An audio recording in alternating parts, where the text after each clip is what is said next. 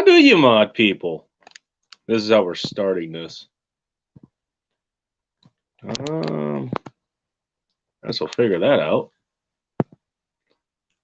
How do I mod people? Wide open phones here. Thank you for tuning in. Audio. Shit. Huh.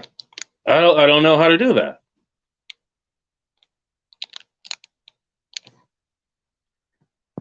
Well, that's not something I thought I'd end up doing. But here we are. We're live. I want to make sure this is, I guess, turned up.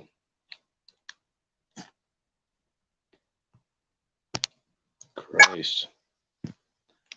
Yeah, that's something I'm going to have to fucking look up here. How to fucking mod people.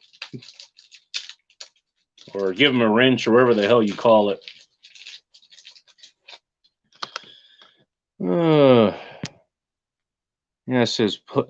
The only thing it shows when I click the little 3 dot thing is it says put user in timeout or block user, and I don't want to do either one of those. There's Rajon's comment. Apparently you guys were busy while I was doing other things. In case you're wondering, yes, I'm late as per usual.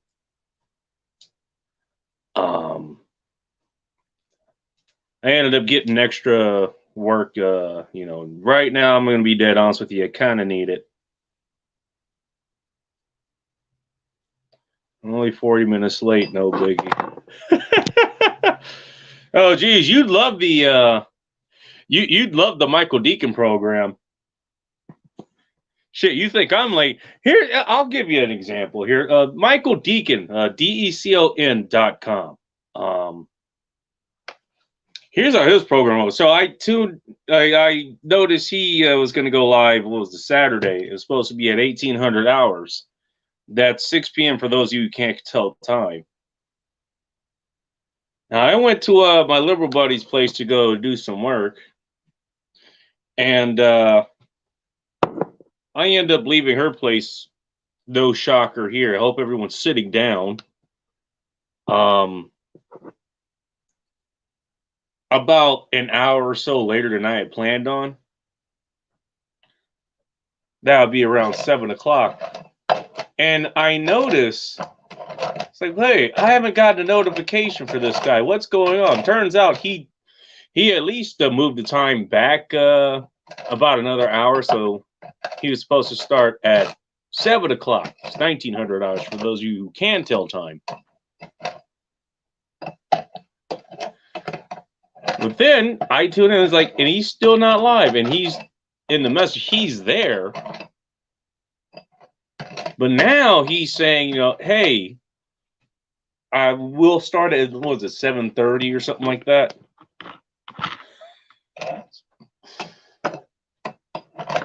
But trust me, it ain't just me who ends up pulling that shit.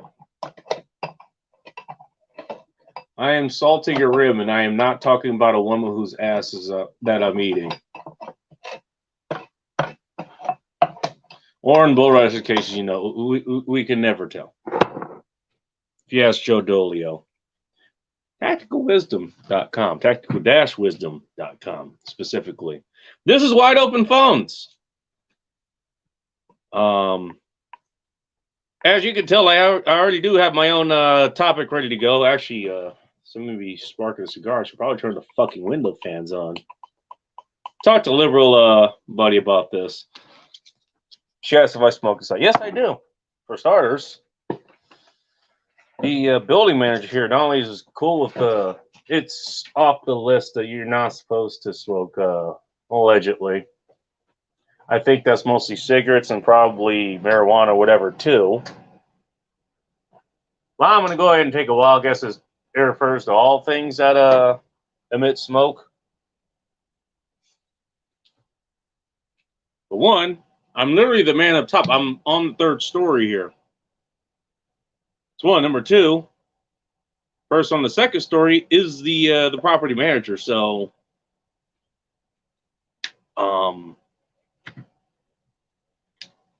and he smokes. I'm not going to tell anybody about that, but let's just say he definitely does his own smoking. Hang on, I'm going to go grab some real quick. Be right back.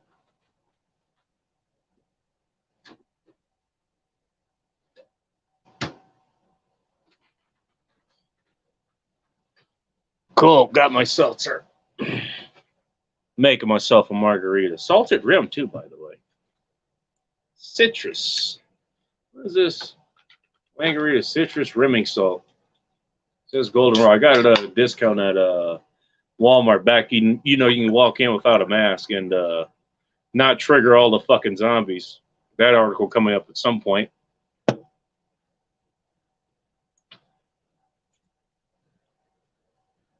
Yeah, here's the final thing. I'll give the number in a moment. Yeah.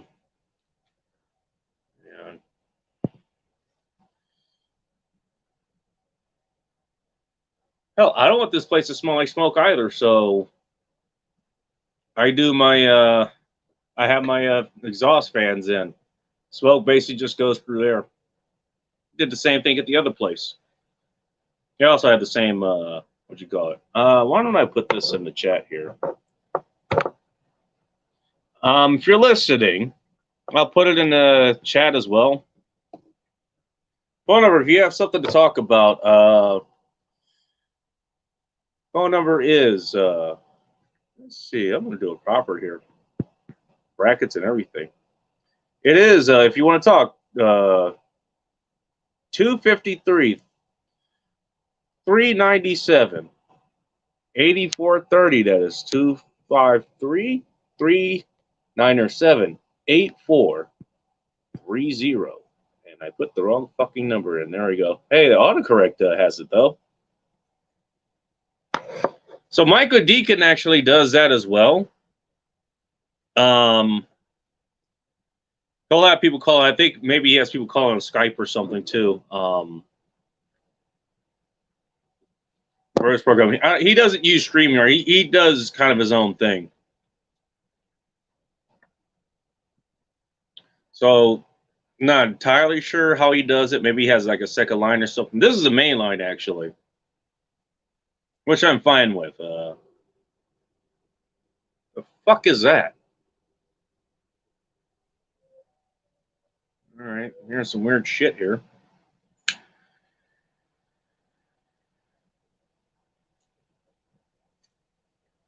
I still think parts of this fucking place is haunted. I think somebody died here. Talk about that too if you want. Yeah, this is wide open phones. Again, in part because I'm dealing with technical issues, technical failures, all that kind of shit. But you know what? Maybe it will come to a point. Hey, 30 days from now, all hell might break loose. Might not have internet where you are.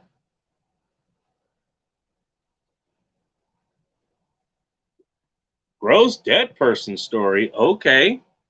That's interesting. I don't know if it's exactly appealing to anybody's, eating habits, but that's interesting.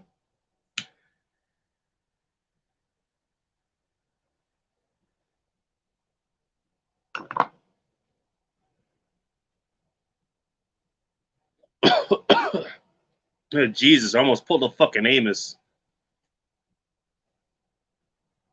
Oh, quick story. Sunday morning, afternoon, something like that.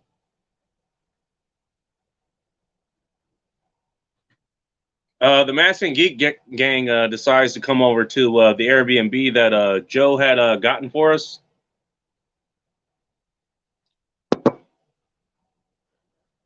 And I had brought, what was it, about 10 cigars. They're all the same ones. They were Alec Bradley White Golds. That's like the one that I got that was my, basically is a good standard for a cigar as far as I'm concerned.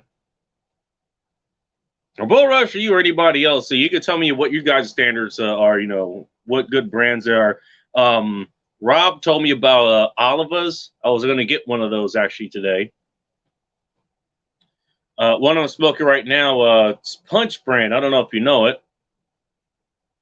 I got a little small one, and there's a big one I have right here. Punch's signature. The hell, Grand Fabrica. I'm not sure exactly what that means. Apparently, it's handmade.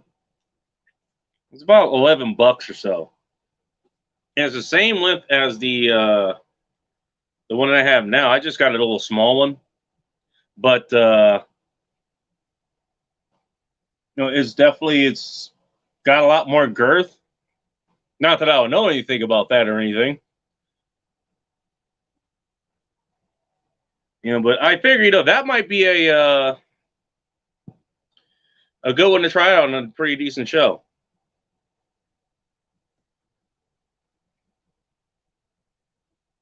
Maybe the next End Times report. If somebody's on, if I know it's gonna go past an hour and a half or 2 hours or whatever. I think that might be a good one to check out. Well, yeah, I'm gonna explore this Punch brand as well. Punch, by the way, especially if you're from Black culture, you know the stereotype of having like the loud sound systems. Rockford Fosgate. I remember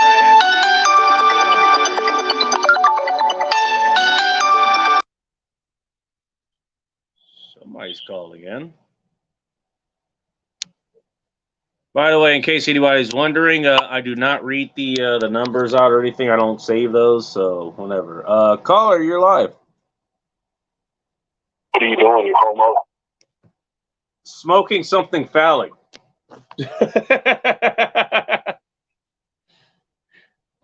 And licking a salted rim.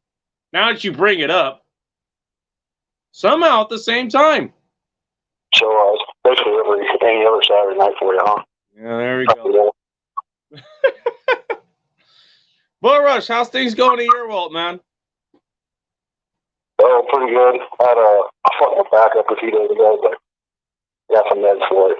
We're doing better. Doing better? I'm always happy to hear that.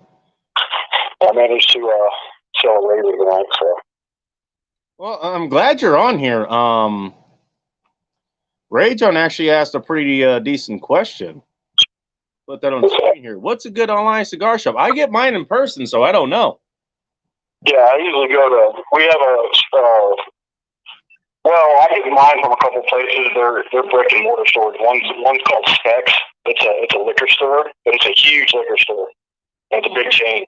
But they have walk-in humidor. Another place I get them is from my regular tobacco shop.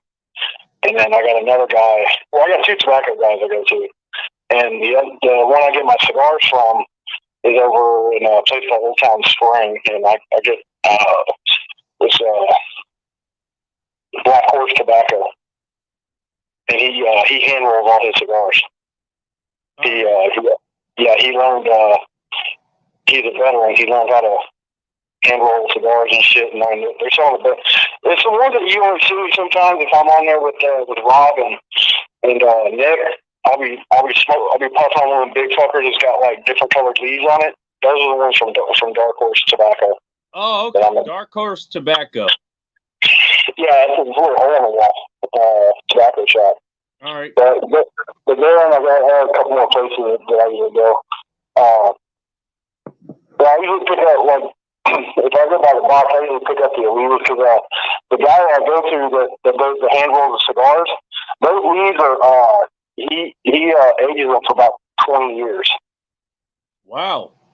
Yeah, so the fill leaves and stuff inside the cigars and the wrap leaves themselves are about 20, 25 years old. Wow, that's incredible. And those cigars are about $20 a piece. And I think, that's probably the most I've paid for a cigar. I know I've seen some other ones that go over that, and I'm pretty sure. Yeah. But I'm pretty sure, that's $20 well spent, I would imagine. I've smoked $1,500 cigars before. Did you say 1,500? $50 to $100 cigars just for one. 200. Oh, I was about to say, Yeah, Jesus Christ, my car didn't even cost that much. $50 to $100 for a cigar, and they can get higher too. It just depends on how old they are and stuff. Okay. Well, to go back to Rajon's point, and he has other things. He's actually putting good comments here. I think keep in mind Rajon's up in Canada, so I think he's thinking more kind of like, maybe not interstate, maybe international or something. He wouldn't have access to, your whole. He can get a hold of Cubans though. Go ahead. I don't know if he's in Canada. I think he can get a hold of Cuban cigars. Really? Yeah, so I don't know what he's bitching about. Because I know the U.S. has an embargo on Cuba, so we've had it for several decades. But I don't think Canada has the same embargo on Cuba. Well, they have the same embargoes wherever it is? They don't. Yeah, they don't have trade embargoes on Cuba like we do. Oh, no shit. So, okay. Yeah.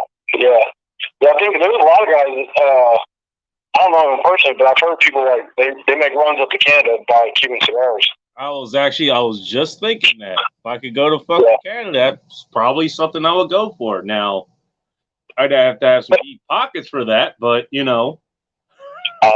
option. Well, the thing about it is that the thing about it is with Cuba, a lot of the cigar makers and stuff, the old families and cigar makers and stuff, this shit's like cigar making is a generational business, especially in Cuba. But there's a lot of those old families that once the embargo dropped on Cuba from the U.S., they moved and they went out into South America like Honduras and the hell's that other place? Well, Honduras and a couple of these other Nicaragua. Is another place. But yeah, they kind of spread out. Not a G, by the way. In case anybody's in case YouTube moderators are listening here, set the country, okay? That was not a hard R. Nicaragua. Man, I haven't spoken Spanish in so long, dude. I used to speak it pretty well, but my Spanish is shit now because I don't speak it anymore.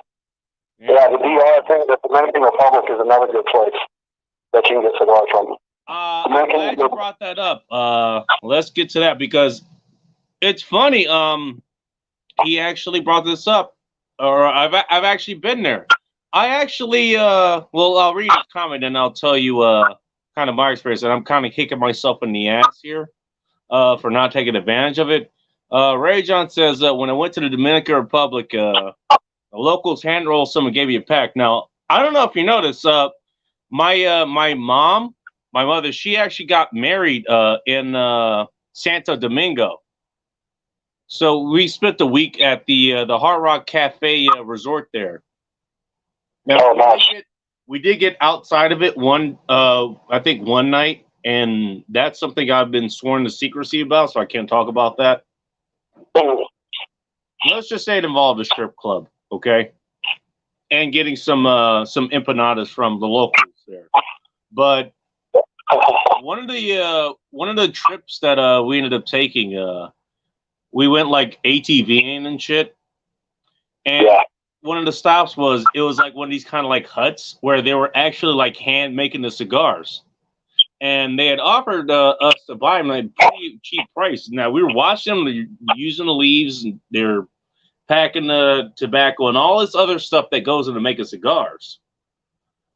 But I didn't smoke at the time, and well, if we're talking about cigarettes or whatever, I don't really smoke now, anyways. I definitely don't smoke cigarettes. And I kind of thought the same thing about cigars. Even, it's like something that I didn't think I would need. That was a vice I wasn't into at the time, so I turned it down. Jesus Christ, talk about an opportunity wasted. Yeah. Well, you learn. Yeah, you don't smoke a cigar like you do a cigarette unless you want to die. Ask Amos Joseph how he knows. Yeah. You're supposed to the whole point of a cigar is to enjoy the fill leaves and stuff. And they all have their different taste characteristics. Whenever you inhale, it's almost kind of like you're taking in it's kind of like you're sipping on a really good wine or something. You want to roll it around the smoke and stuff around your tongue and get it all over the taste buds. That brings us to his second comment here. That's what he said. He says they taste the same to him, basically. Now, they don't to me, that's for sure. That's why I have favorite cigars. Alec Bradley, White Gold, Olivas, Punches. Some of them, like, I mean, I've known some people who will smoke cigars and they're just like, it's like Rajon said, they don't taste the subtleties of it. And some people do. So it depends on person. It might just not be his thing. I would tell him to try to pick up pipe smoking. That's what I mainly do. I mainly smoke pipes, tobacco pipes, because I really like some of the my favorite tobacco. I just got some more. It's called 24K, and that stuff is just it's wonderful. 24K. Oh, 24K. Yeah. Okay. Yeah, kind of 24K. Might look into getting into pipes as well. Yeah, I love that stuff. My daughter, she loves it whenever I smoke it too, because it just fills the whole house up. It smells like burnt molasses. Okay. It's real sweet. It's got a real sweet caramel smell to it, and it tastes really, really good. Just to get back to his point here, let's put that back up on the screen. Oh, Jesus. He's got another comment here. I'll get to that. Just to his point, I remember when I first got into cigars. I mean, the reason I'm pretty sure I told you about this, but to rehash it for anybody who's new here, the reason I got into cigars is because I would always end up in the bars I would go to. They have karaoke there, and usually I participate in that. Ask Nick Schulerner how he knows. NickSchulerner.com. By the way. So the only place you could actually talk to anybody would be in the outside kind of the smoking area. And I don't know if you've ever experienced this. It's kind of weird just being out there with just a drink and everyone else is smoking. But I don't smoke cigarettes. Yeah. I looked at the cigar that I heard. I think it was Dennis Prager and Steven Crowder were talking about some of the benefits you have from smoking like 1 or 2 cigars a week or something like that. And my policy is, you know what? I want my, if I'm going to have a vice, I want it to have a benefit too. That's why I drink the things that I do. That's why I do a lot of other activities to do. And that's why I picked up cigars. Vice probably going to be next. But I figure, one is going to be an eye catcher. Big fucking girthy thing in between your fingers. Usually into a big girthy thing into someone else's fingers. But I remember walking into a cigar box in Auburn, Washington, by the way. I'm going to give them a shout out. I just visited them today. They have a pretty good selection. It's always rotating too, by the way. I walked in and I was, look, I'm new into cigars. Which one should I try out? And they pointed, it was Acid 1400cc. Yeah, those are pretty good. You've had that before? Yeah. Oh, no kidding. All right. I've had a lot of different. Yeah, I've been smoking cigars since I was about 18 years old. My grandpa got me into it. Really? Yeah, he got me into that and pipes. Because he had a huge collection of pipes too. Because by the time I was old enough to know what was going on, he had stopped smoking altogether because he was diabetic and shit, and he had to stop. But he had kept all of his pipes, and he had, he had smoked cigars and stuff from when he was very young in the Navy and stuff. So wow, he kind of taught me a lot of the basics and everything that I know now. And I've just over the years, I've just been going out there and trying different stuff. Nice. Different cigars and stuff, and just some have been bad, but not so good. Some have been pretty good too, man. But yeah, I'm down to just smoking pipes and stuff now because the thing about smoking tobacco pipes, like some people don't like the smell of the cigar smoke as well as the cigarette smoke because the shit smells gross. But I If you got good tobacco pipe, you're smoking good tobacco pipe, pipe tobacco, like no one bitches about that. I've had girls come up to me and be like, "What are you smoking? What is that?" I'm like, "Some tobacco at my pipe." I just have like a little fucking stoker pipe, like fucking Popeye almost, just puffing on it. You're doing a good job of selling me on the pipe, man. Yeah, if you're gonna start that, get you a couple of corncob pipes. You can get them at like a CVS, or I don't know if they do sell them at CVS anymore, but you can get them off of Amazon pretty cheap too. I mean, just like less than $10. They're gonna be small, and get you a little fucking pipe tool, a little check tool. That would be about $2 or $3 right there. Well, you know me. I don't do normal. I'm probably gonna find the biggest fucking one I can find. Well, I wouldn't do that because they can get expensive. Yeah. All right. Yeah. Good point. Yeah, because I mean, it's just something that's kind of that's been all in the back of my head, I would say start out cheap first, like with a lot of things, and see if you have a taste for it. Because smoking a pipe is a little bit different than smoking cigars and cigarettes and stuff. Because you gotta have to go. Now that you mention it, I mean, I know there's some difference that I can kind of see as an outside observer. First of all, cigar is kind of funny. You have the cigar, once you're done with it, you're done. You can meter. I'm going to guess. You can correct me if I'm wrong. You can meter how much you smoke out of a pipe. It's kind of like smoking a bowl of marijuana or whatever versus a joint. I kind of liken it to that. What are some of the differences, actually?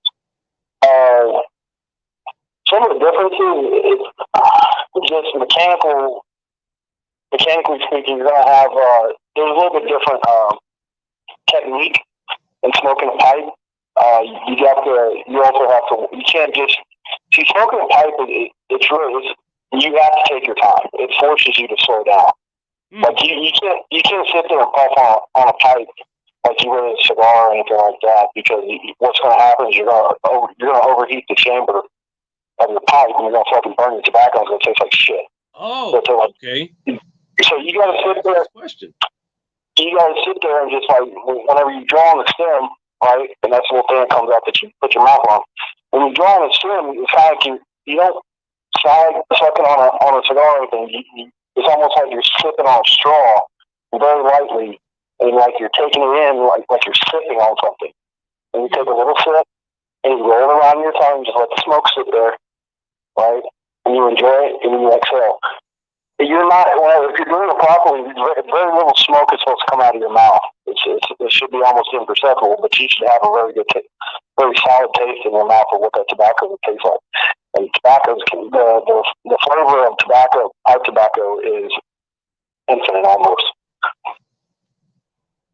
All right, I'll get back to you on the flavor of tobacco in a minute. But basically, you're not taking really big plugs off of cigars, but it's even less so. It's even less with a pipe. Yeah, you're just taking sips.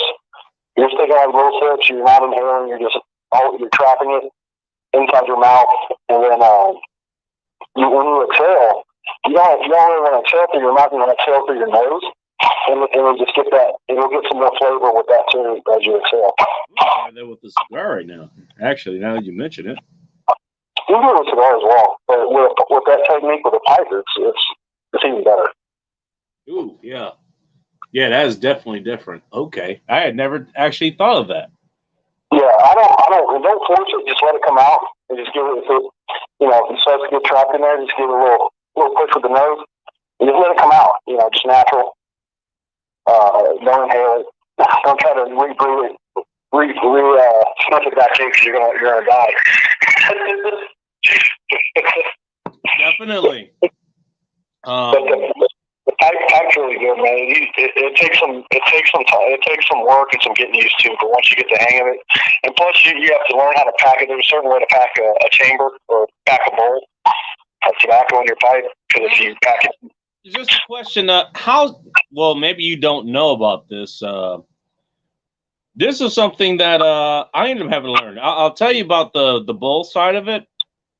Now, I had one. I was gifted one actually, by a good friend of mine who was he was actually a apartment buddy. We lived next door, so he got to hear what Hot Russian X sounded like when she was having an orgasm.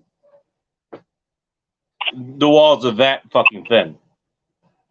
But I remember he was living in the van at the time, and he gave me a one of his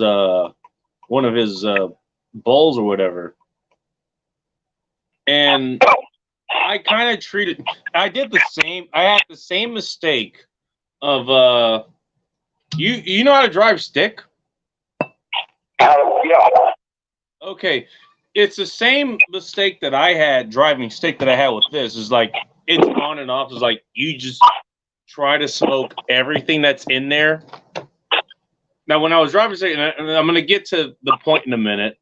I know Amos is losing his fucking mind right now.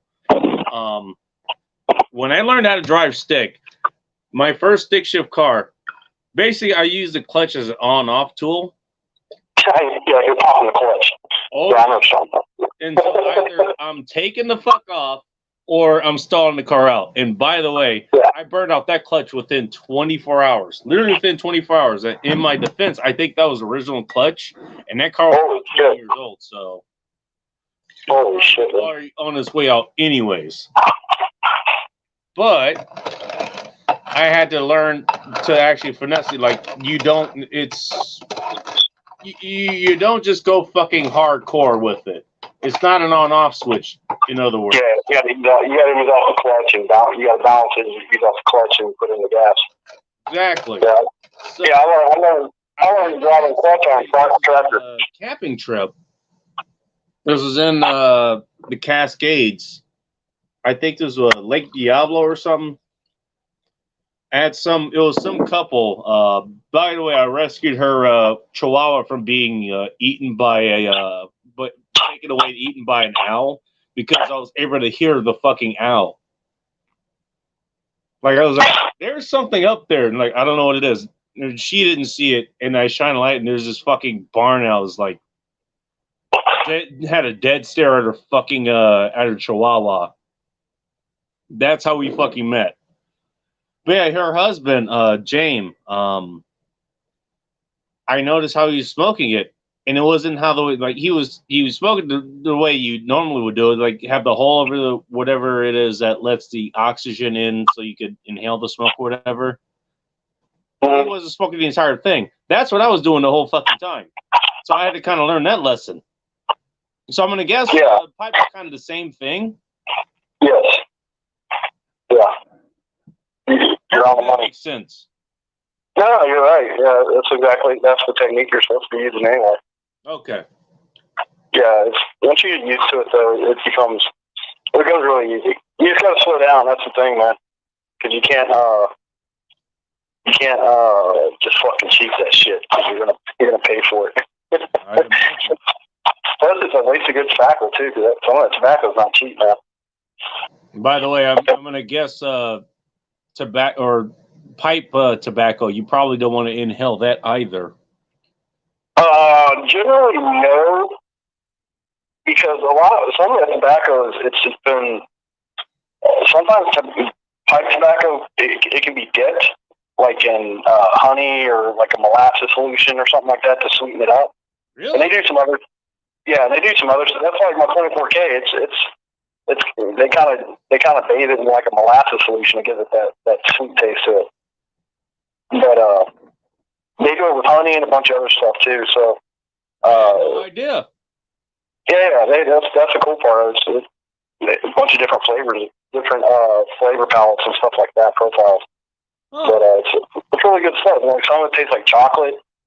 Some should taste. I've had some taste like fucking caramel and vanilla. Do you have any of them? Just I'm kind of partial when you talk about like sweets like this. There was a chocolate shop that I love to go to in June Lake. You know, back when you could have shops there, and I would literally walk in, and first words out of my mouth when I walked into the shop, Toffee. I want your toffee. Do they have any toffee flavors there? Yeah, I'm sure they do. You can. I mean, you got bourbons. They got tobacco been dipped in bourbon or cured with bourbon and stuff. Vanillas. You can get one that tastes. Now I'm interested. I'm really. Hell, I had that guy that rolls those fancy cigars. He also has cured just loose leaf tobacco for pipes, and he's got about 4 or 5 of them, different flavors. And he just gave me a bag, like a quart-sized bag. He's like, just go fill it up for like $10. I'm like, seriously? He goes, yeah. Ooh. And he had like wild cherry. He had wild cherry there, blackberry. Shit.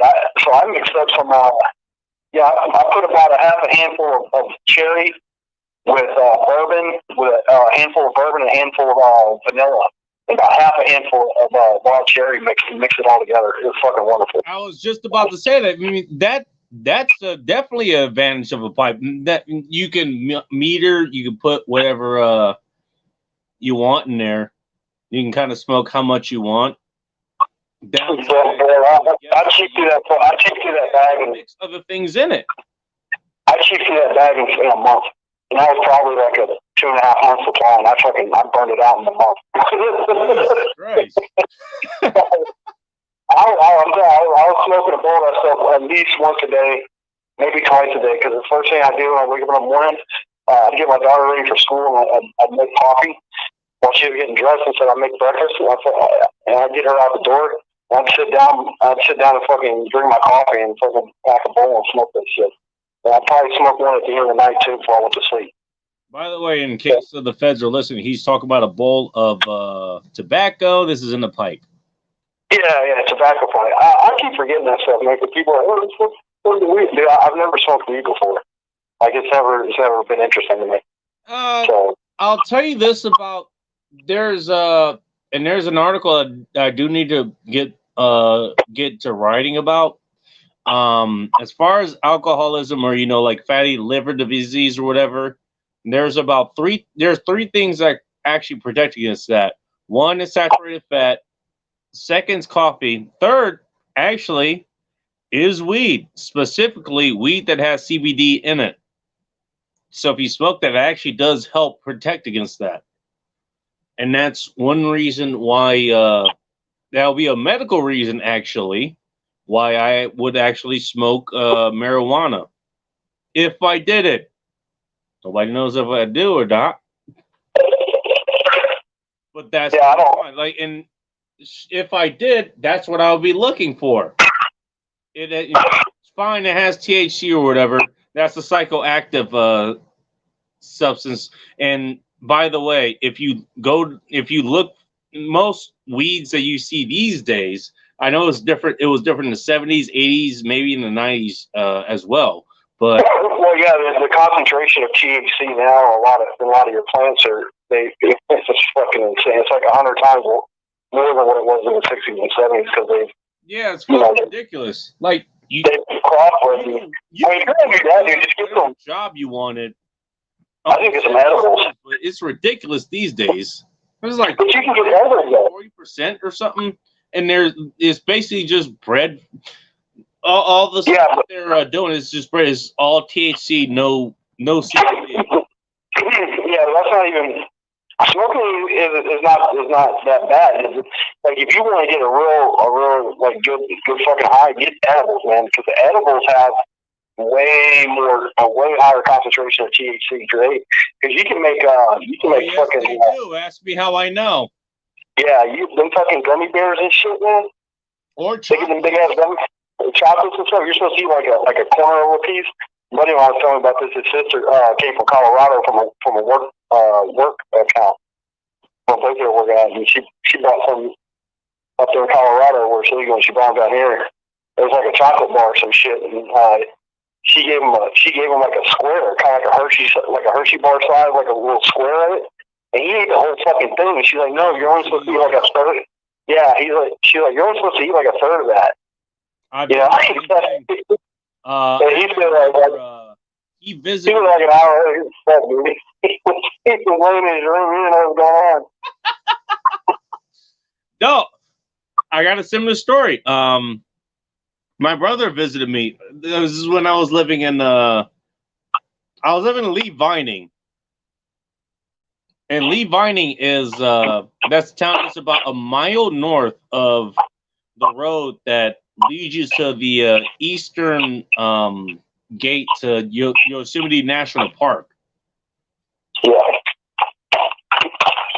This was back before marijuana was legal in California. It was legal medically, but not recreationally. It's since changed there.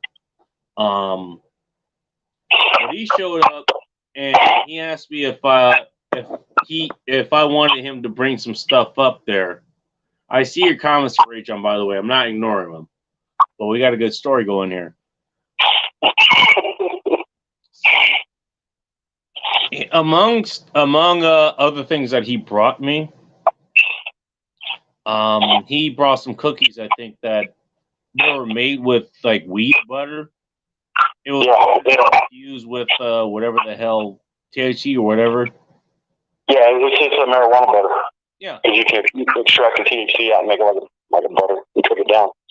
By the way, apparently you can do that with Italian food like pasta, lasagna, all that kind of stuff. Absolutely. And he brings cookies and is like, and he has the cookies ready to go. And he's like, okay, just eat a quarter of the cookie, right? This is about a second after I eat an entire fucking cookie.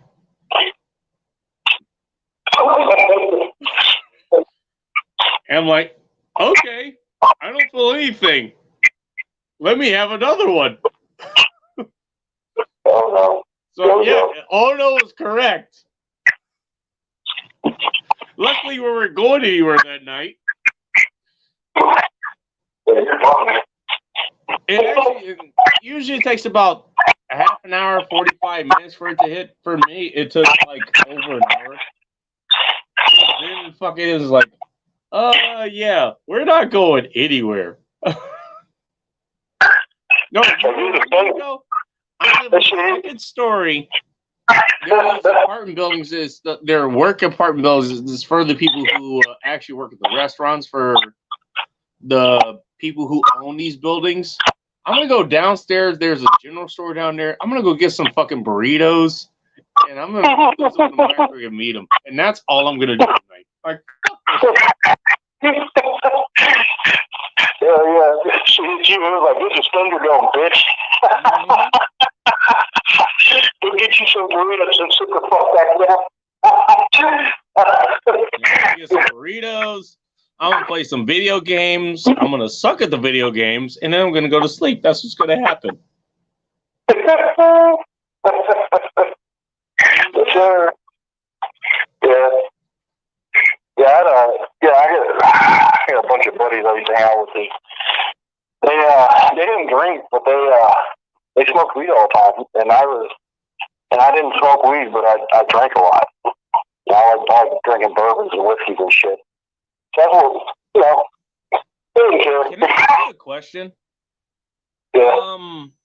I'm pretty sure you have your good bourbons or whatever, and you could talk about those as well. I'd love to hear about it, especially somebody who's coming out of Texas. But what would be your go-to bourbon? My go-to bourbon would be Maker's Mark. Just a regular. I really love this Maker's Mark 46, though. That shit is awesome. But I think that's up like $60 a bottle or something like that. Is that for a fifth or a handle? Oh, well, actually, that's a fifth. They don't make 46 in a handle, so never mind. No, it's in a fifth. Yeah, I normally drink Irish whiskey though. I've been drinking a lot of that. It's just really. It's just, well, I've gotten older, man. Fucking, I used to knock back that fucking Wild Turkey 101 and shit back in my youth, and it kind of caught up with my fucking stomach. At my old bar, that's exactly what I would get. I would get a double of Wild Turkey 101. Like I would walk in, and the girls there, they would either one of them. They see me walk in, they pour a double of Wild Turkey 101 because that's exactly what I would get. Because Yeah, that's some fire water. shit. You know, it doesn't sound like high dollar shit, but it's still fucking good. It's you get your money worth out of that. That's fire water. Oh yeah, bang for your buck. I know my dad used to make us. My dad used to make us hot toddies with that stuff whenever we get sick. That too. He'd take some Wild Turkey 101 in a shot glass, and he'd pour about half a shot in there, and then he'd a little bit less than half a shot, and he'd get some honey out, because we had bees and shit. We had natural honey, and we just put the honey. Yeah, we had bees when I was growing up. We had like about half dozen big ass beehives. Oh shit! And you and Morgan, you guys have bees, okay? Morgan of preparedness.com, by the way. Yeah, she blocked me. I don't know why she blocked me. I didn't talk to her. Wait, she blocked you? Yeah, I don't know what's wrong. I don't know. Okay, I have no idea. Good terms with her. I'll ask her. Okay. Hey, she can take my innuendos. I'm pretty sure she can take yours. I'm a lot more overt about mine. About what? That's the only thing I can think of that will make her block you. She doesn't like all the innuendos all that much, which is not like what? Anyways. She doesn't like what? Innuendos, like the sex jokes and shit like that. Oh, I never. I know she. That's the thing, though. I've never interacted with her at all. Wait a minute. So, what? That is fucking weird. Oh yeah, I'm definitely asking her about that.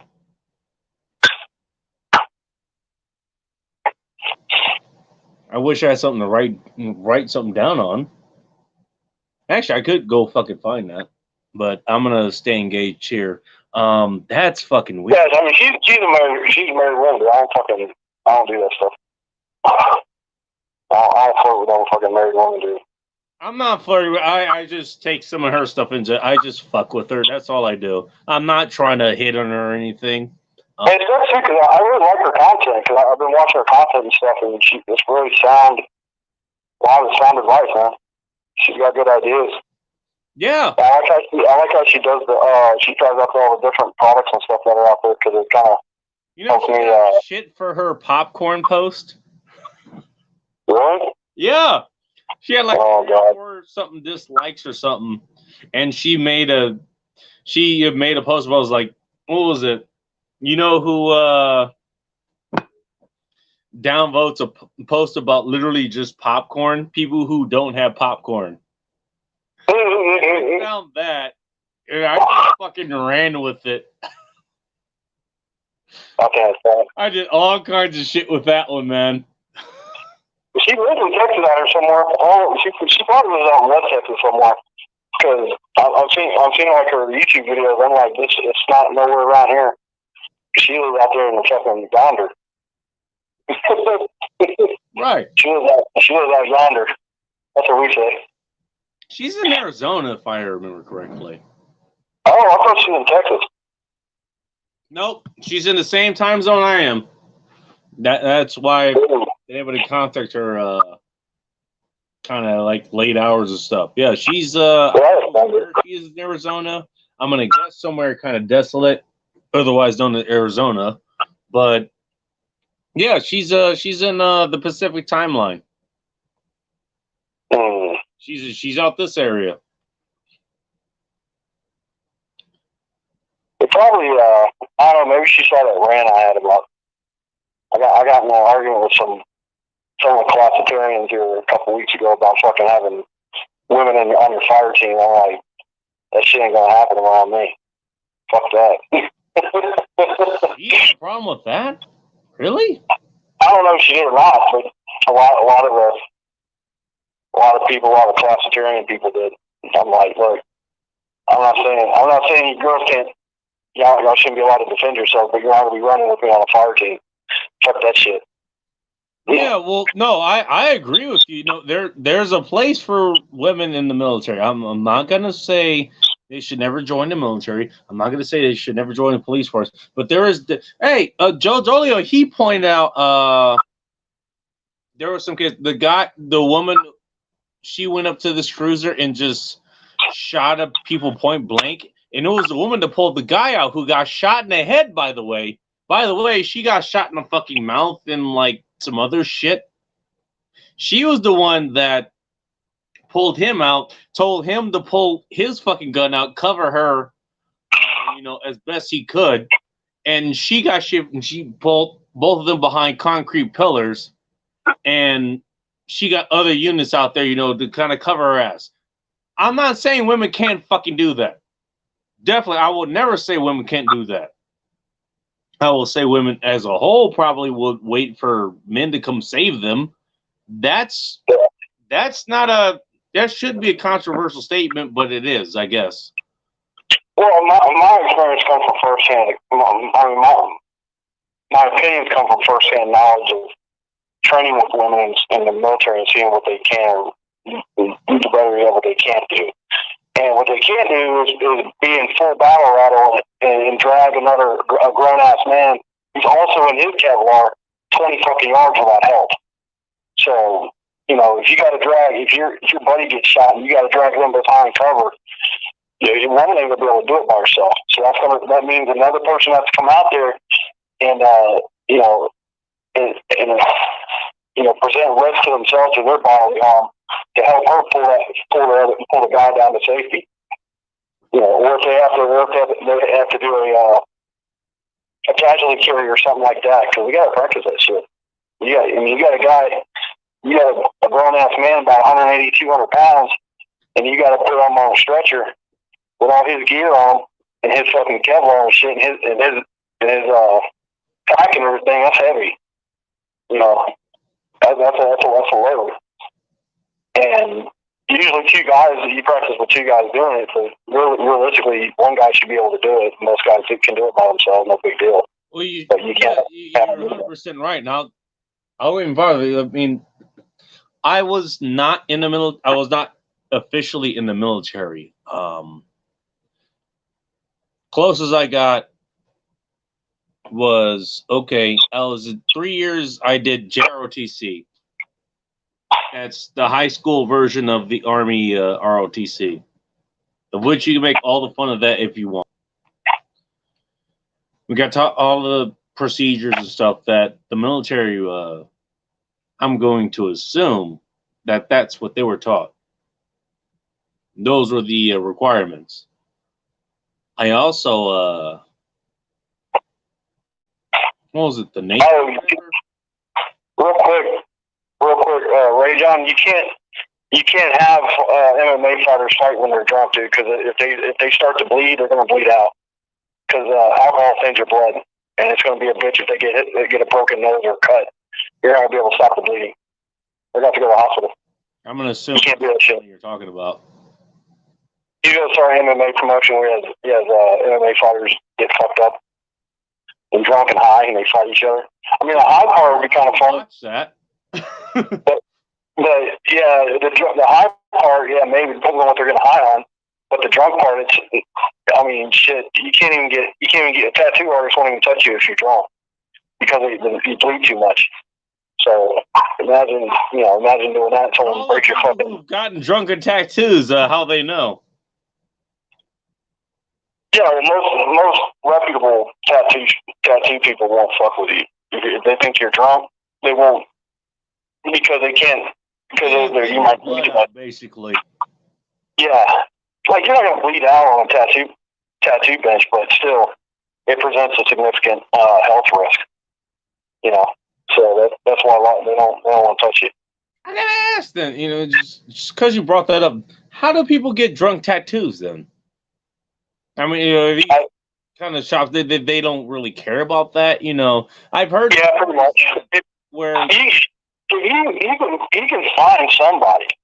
Like, you can find somebody to fucking tattoo you. I'm just saying, I'm not saying it's impossible, but I'm saying if you want to go to a reputable tattoo artist that gives a shit, they're not gonna stick a needle in your arm if they think you're drunk. Number one, it's against the law. They can lose their license because they get licensed. I didn't know that. Yeah, they can lose their fucking license. No, federal law is kind of like statewide. think, well, here in Texas, it's just a state license. Like, you have to have a license to do everything wrong. Like cosmetics license to be able, you have to have a license to be a barber or cosmetician and shit like that. You have to go through training and go take a test, get a license. Same in California. Same in Washington State. I haven't checked, but yeah, I'm sure it's the same in a lot of states. But yeah, it's a safety and health risk kind of thing. So they don't want you bleeding all over the second place. And plus, they don't know if you have any kind of bloodborne infections. You could have Hep C, different hepatitis. You have AIDS and HIV and shit. They don't know. Yeah, you're right. You got all that stuff. Now, I've actually I've known people who kind of skirted that. They've gotten their own equipment and they just cut it in their house. But that's something totally different from what you're talking about. Yeah. Well, most of the tattoos, and there was this stigma about going to tattoo parlor and getting like hepatitis and stuff. But they don't have that shit anymore because all the tattoo guns and shit, you can switch all the needles and stuff out and they got replacement needles and stuff. And you're supposed to, like I said, a reputable tattoo artist will change that shit out. It's the motherfuckers like the biker tattoo shops that you gotta really watch because they really don't give a shit and they will use the same needles. They will use the same fucking set of needles on multiple people. So you don't want that, that's for sure. Yeah, well, I mean, they're kind of expensive. It's like I guess they're trying to save money or something. But yeah, so that's something you gotta look out for. If you're gonna get a tattoo, I got that tattoo when I was up at Rock, man. I was like, if you look at Salt Lake City, if you do a Google search for tattoo shops in Salt Lake City downtown, dude, there's dozens of them, dozens and dozens of them. That's quite a few of them, actually. I mean, because I looked it up, I just saw these fucking red dots all over downtown. I'm like, damn. And I told Rob, I'm like, man, what's a good tattoo? Like a reputable shop? Like, where do you get yours at? So he told me, he said if I could hold on till the next day, that he would take me down to his guy. I'm like, okay. That's where I go. That's kind of a different thing. He actually knows somebody who he trusts. Well, that's where I've gotten. I've always gotten my tattoos from people from referrals from people who are like, hey, go to this guy. He's really good. I don't blame you. Yeah, those guys. I've seen the work that they've done on that person. And they're like, yeah, they did this, and this on here, and this part. And I'm seeing, I'm like, that's really good. So, yeah, all my tattoos are from referrals and stuff from artists, or referrals to artists and stuff like that from customers. Yeah, that's the way I would go about it. If I was into tattoos, especially you're talking about somebody who's jamming needles in your skin, injecting ink into it. So I would definitely do that. If I was into tattoos, which I'll be honest with you, I'm not. That's not something I want to do. At least right now. I would do it the way that you did it. I was like, okay, somebody's gonna be jamming needles into my skin. I want somebody that I know who is actually good at it. Somebody that my peers. Rob has tattoos, obviously. I didn't know you actually had tattoos. Who, me? Go ahead. You talking about me? No, I'm just talking general. Like, if I wanted it, I don't want tattoos. But if I did, if that was what I was interested in, you were talking about jamming needles into your skin. You're injecting ink into your skin. And so I will want, like you said, I will want somebody who actually knows what the fuck they're doing. Oh, absolutely. Had good results. And so Rob has had good results. You can see, I got to see it up close. He has a whole sleeve on one arm. So clearly he's had some, and he lived to tell the tale. So he's somebody that, if I want a tattoo, it's like, okay, I guess I'm in the Salt Lake area, which is where he lives. I will want him to direct me to wherever he got his tattoos from, because he obviously got his tattoos and lived to tell the tale. He's got a whole sleeve to show that. Yeah, but the guy that did all his work actually like owns a tattoo shop, but he wasn't working. He came in later that after that evening, but he wasn't working that day because he was he already had some appointments and stuff with some other customers. But they did have this one girl that was free, and you know, I didn't just jump in the seat. I looked at her portfolio and stuff too, and see what her art looked like. And I dug it pretty good. It was really fucking nice, dude. Because she went to like art school and shit too, and it shows because she's a really good artist. Yeah, she has some really nice black and whites, and she has some good portraits. Nice. That she's done too. Those portraits, I think, are the hardest to do, man. Just to get the detail and stuff. Portraits, yeah, I could imagine. You have to get the shading and the shading and stuff right. It's hard, man. I have a difficult time drawing stick figures, so I just fuck like that. And again, I have to imagine for people like you,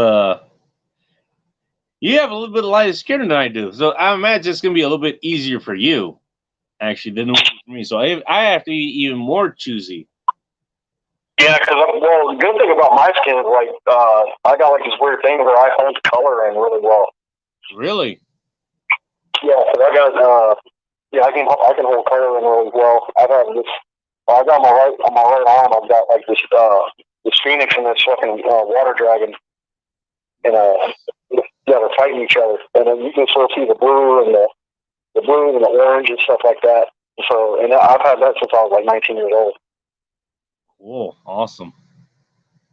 And yeah, it's really so I hold the color in really well on my skin. Some people bleaches out real fast after a few years, but mine has seemed to stay pretty well. Awesome. I keep it out of the sun too. That's the other thing. What's that? I said I don't keep my tattoos in the sunlight all the time. That helps. Yeah, you don't want the sunlight degrading it, I imagine. Yeah, the sun breaks down the UV light and shit breaks down the ink inside the skin and stuff, and it starts to wash out. So yeah, I keep that shit paid up. Sense, but that's not something I hadn't thought about, to be honest with you. Oh yeah. There's a bunch of stuff that you gotta think of. So, not bad. I plan to get more, but I don't know. I'm just interested in other shit right now.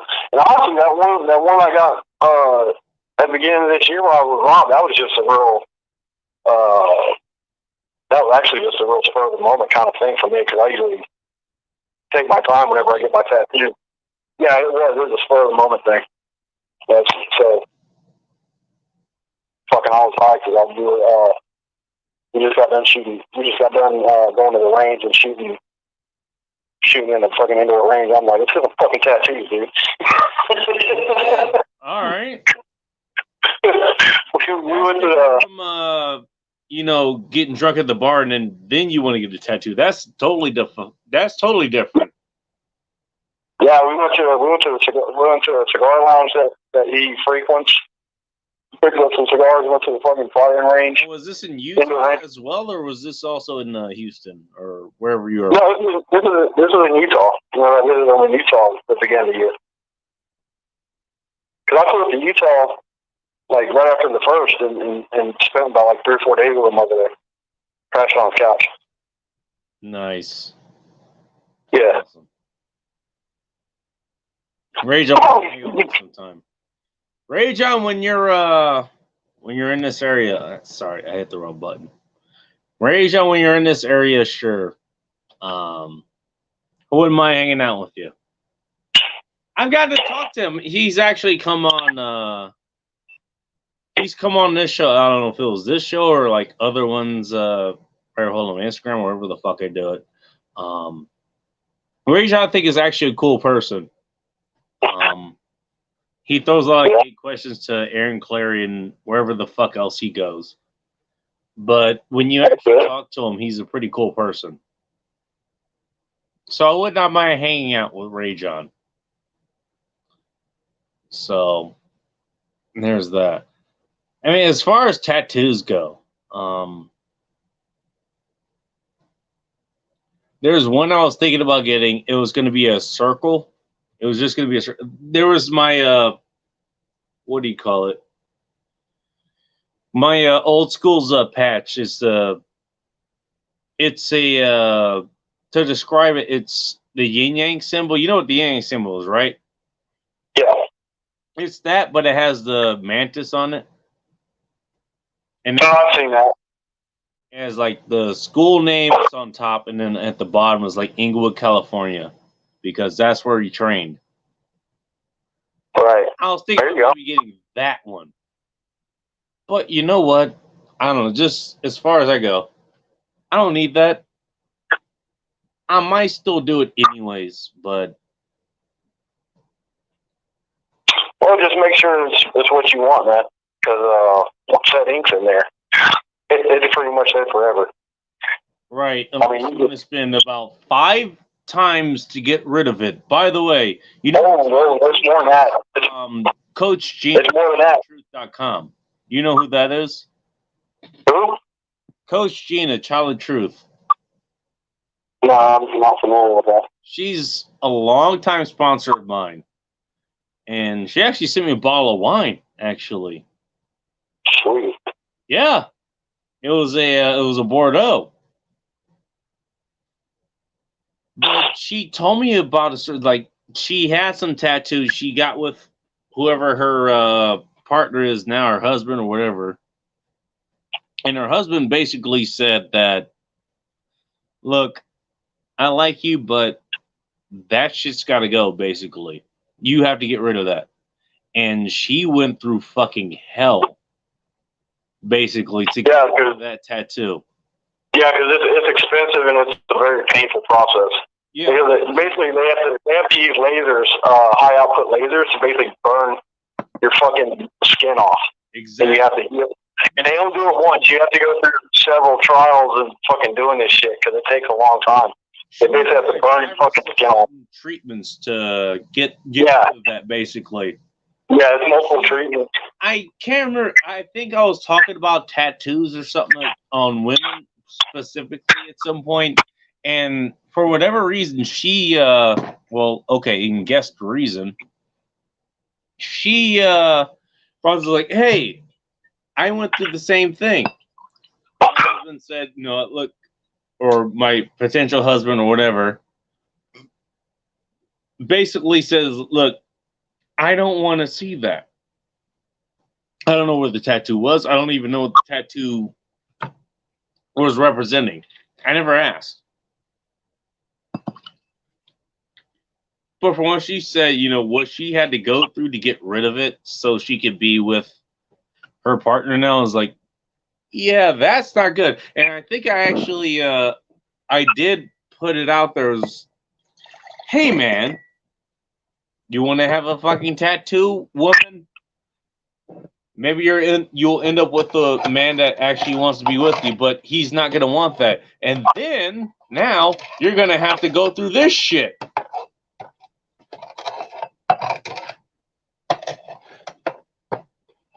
Yeah, that sucks. He went through fucking hell to get rid of this tattoo. Damn. And so I have that up. It's somewhere on the site. I can't remember exactly where it is. Probably in this minute in philosophy or whatever the fuck I called it. Well, I mean, I don't know, man. I've always, I've never understood the reason that fucking girls getting tattoos in the first place. That's more. I was raised. That was more like a male behavior or process that guys do. You know, especially if you've been in the military or some shit like that. You know, it's because like my grandfather was like covered in fucking tattoos on his forearms, his chest, and fucking shoulders and stuff. But he was in the Navy for a long time too. But those tattoos actually kind of mean something, I would imagine. You know, oh fuck that! That's all the places he's ever been. Like he had tattoos of like a huge schooner ship and stuff. And he had a huge fucking eagle across his chest and shit. Fucking badass looking.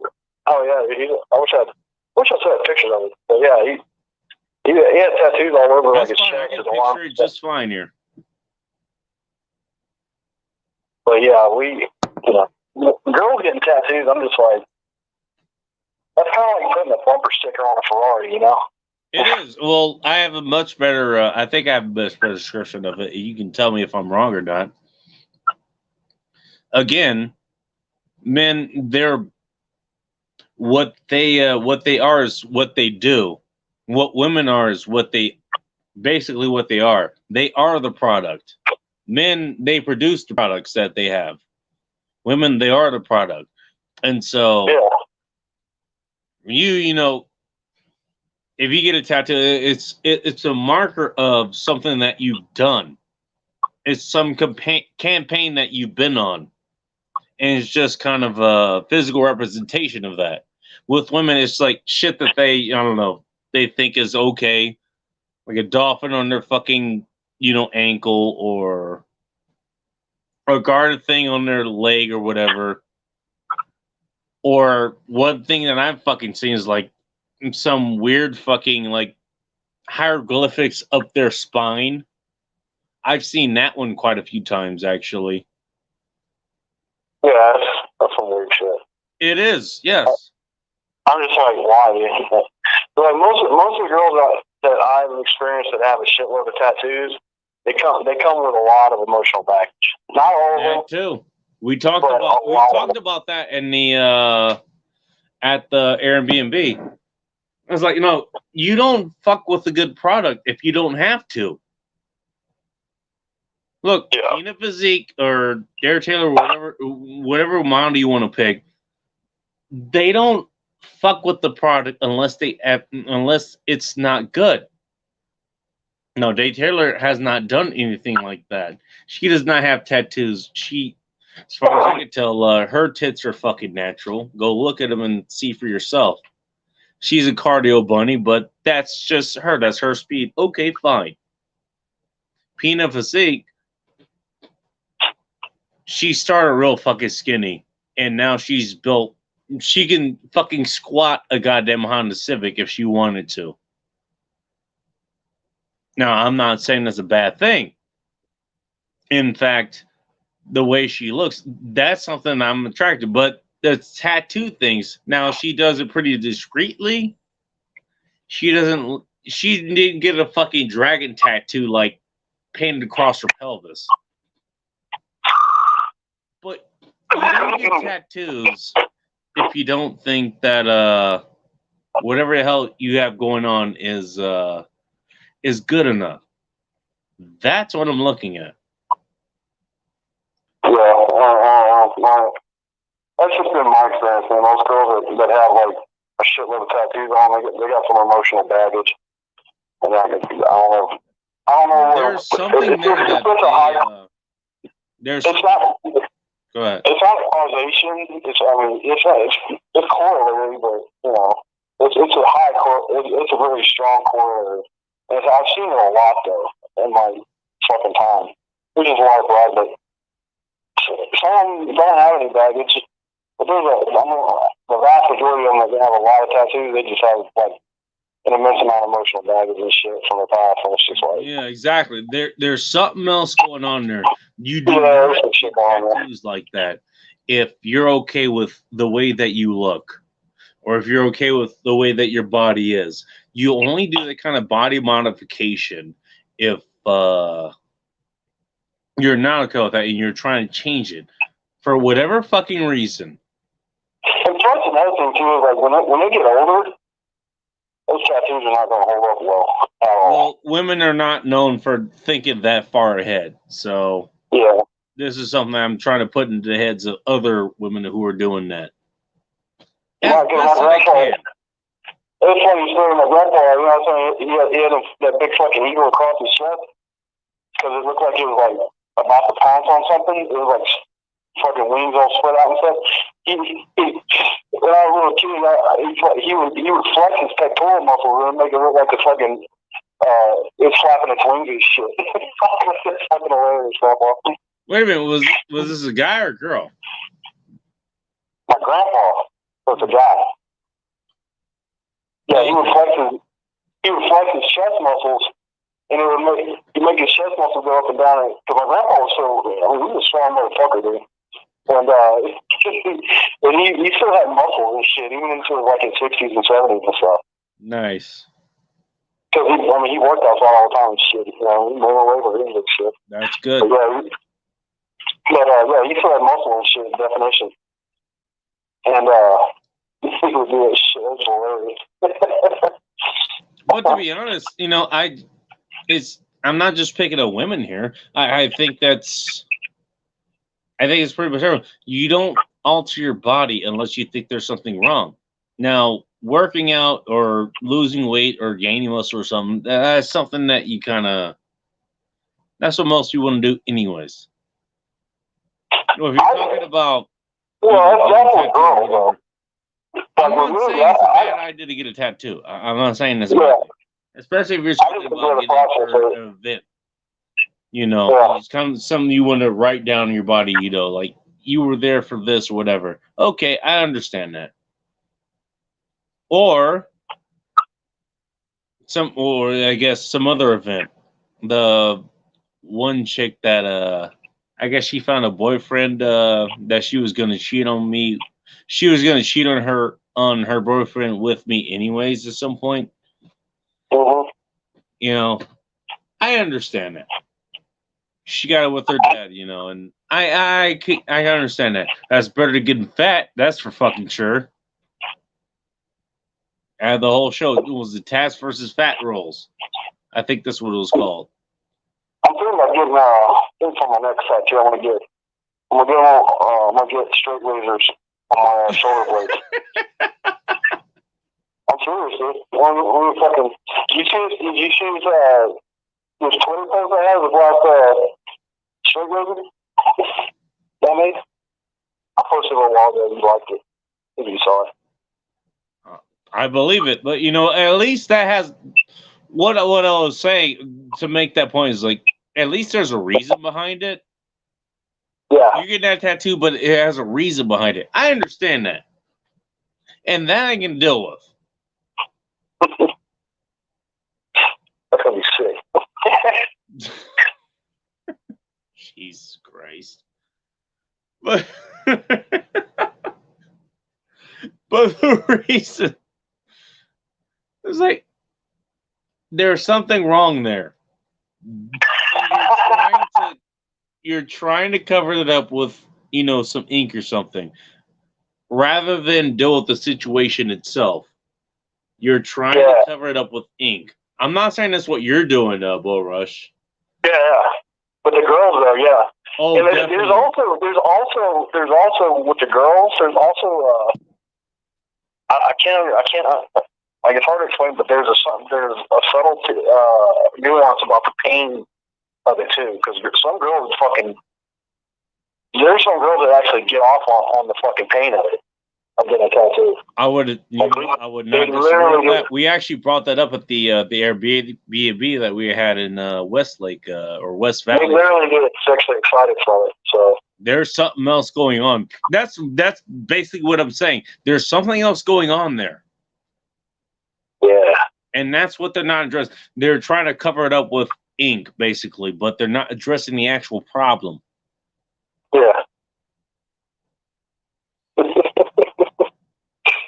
Hey, yeah, I got that post coming up at some point. Hopefully, Pina Physique. That's who I'm targeting this to because she does that.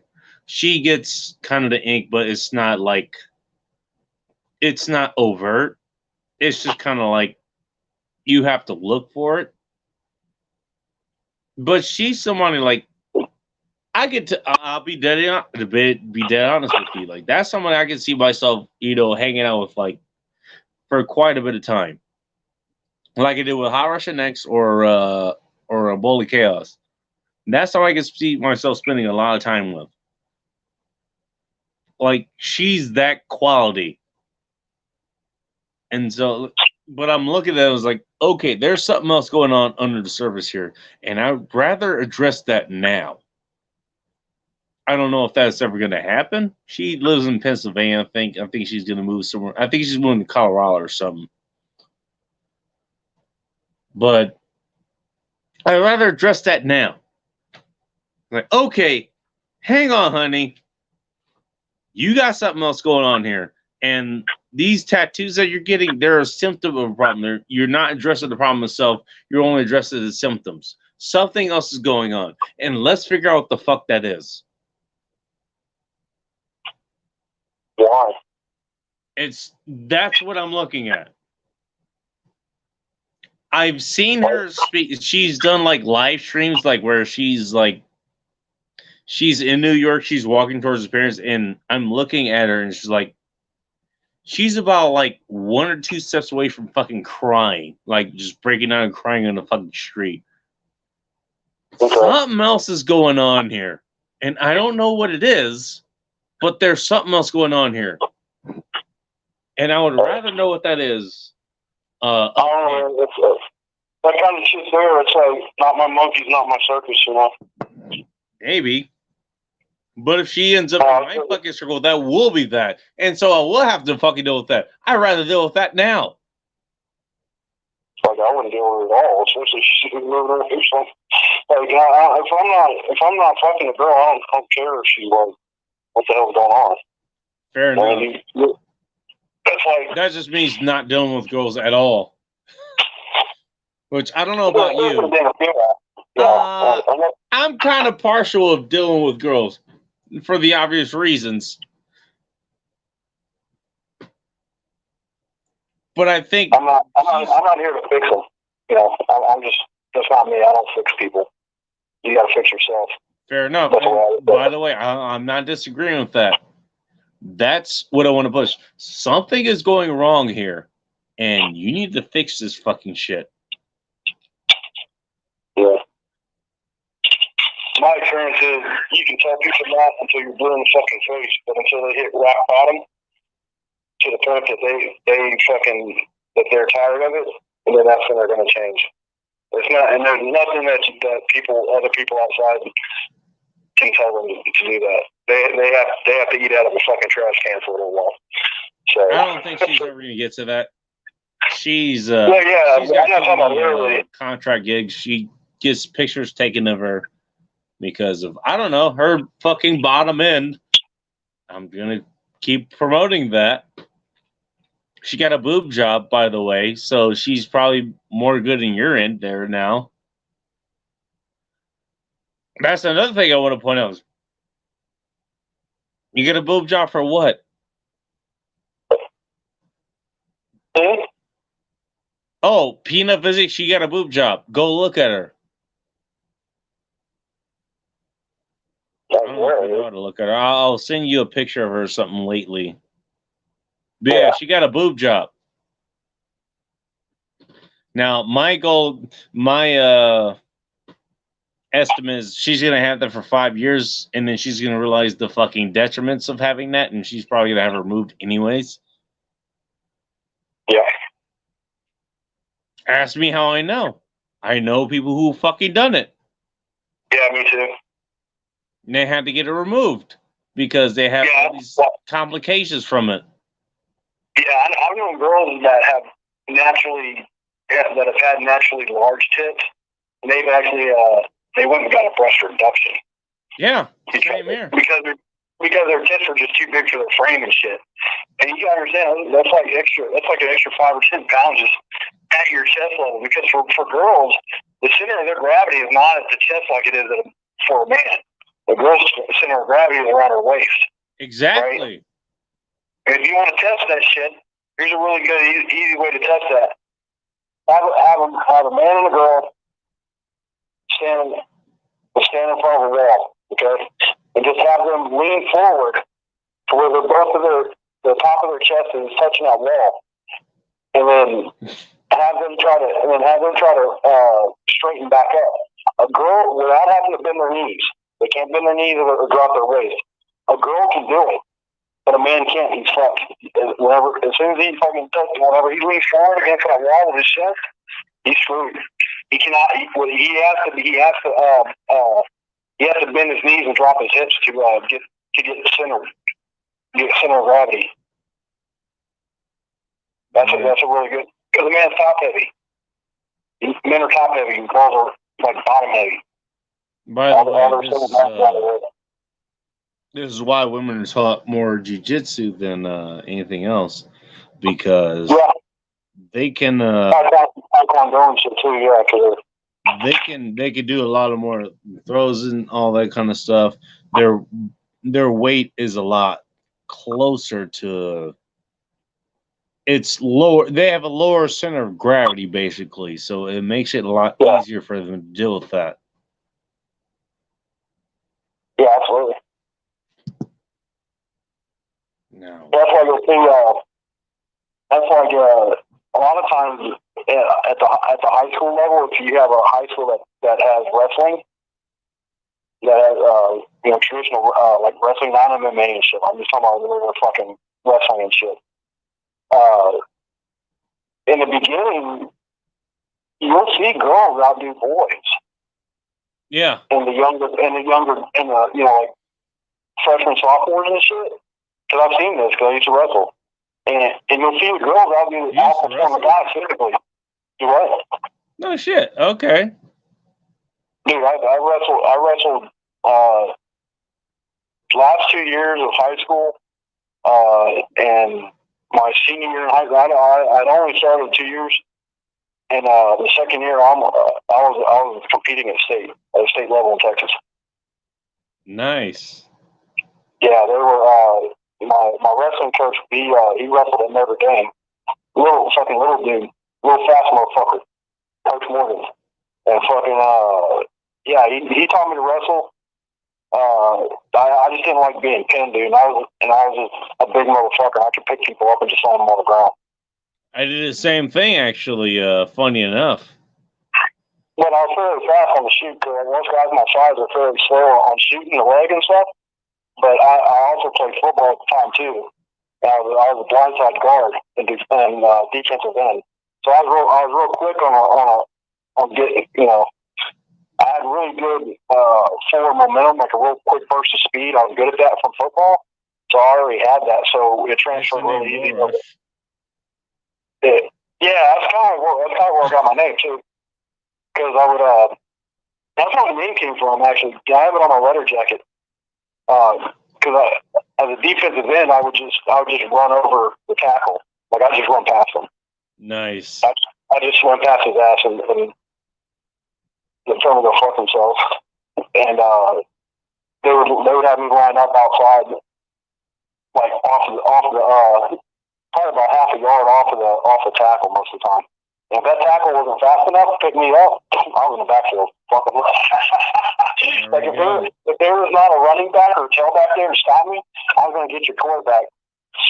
I think my senior year, I had the second highest sack record inside our fucking district. Awesome.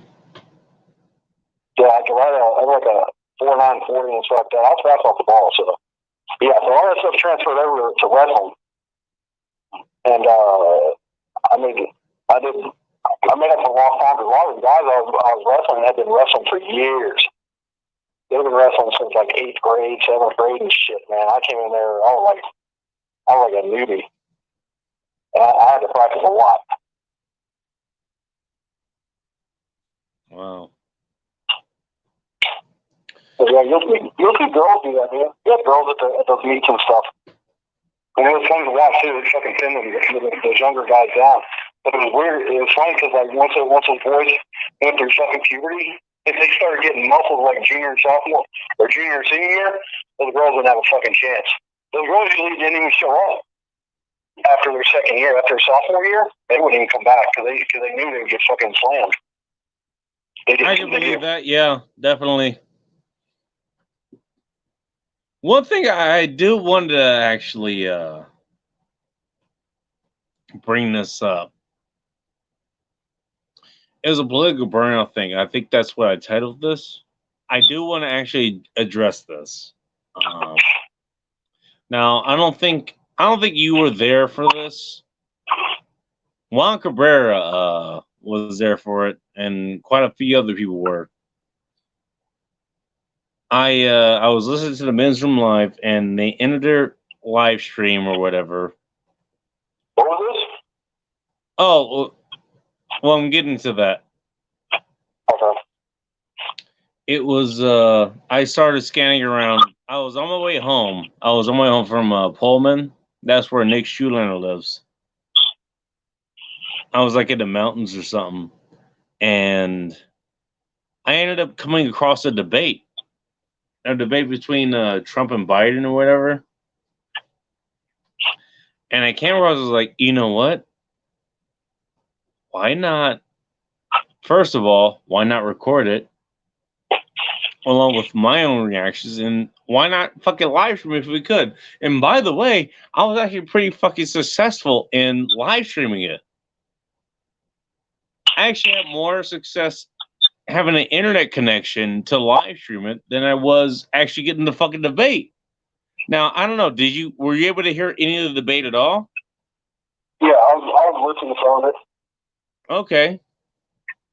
I was about maybe a 3/4 able to get most of the debate in. But for what I was able to get in, it was like, this shit is fucking hilarious. That's my take. Yeah. Now, you know what the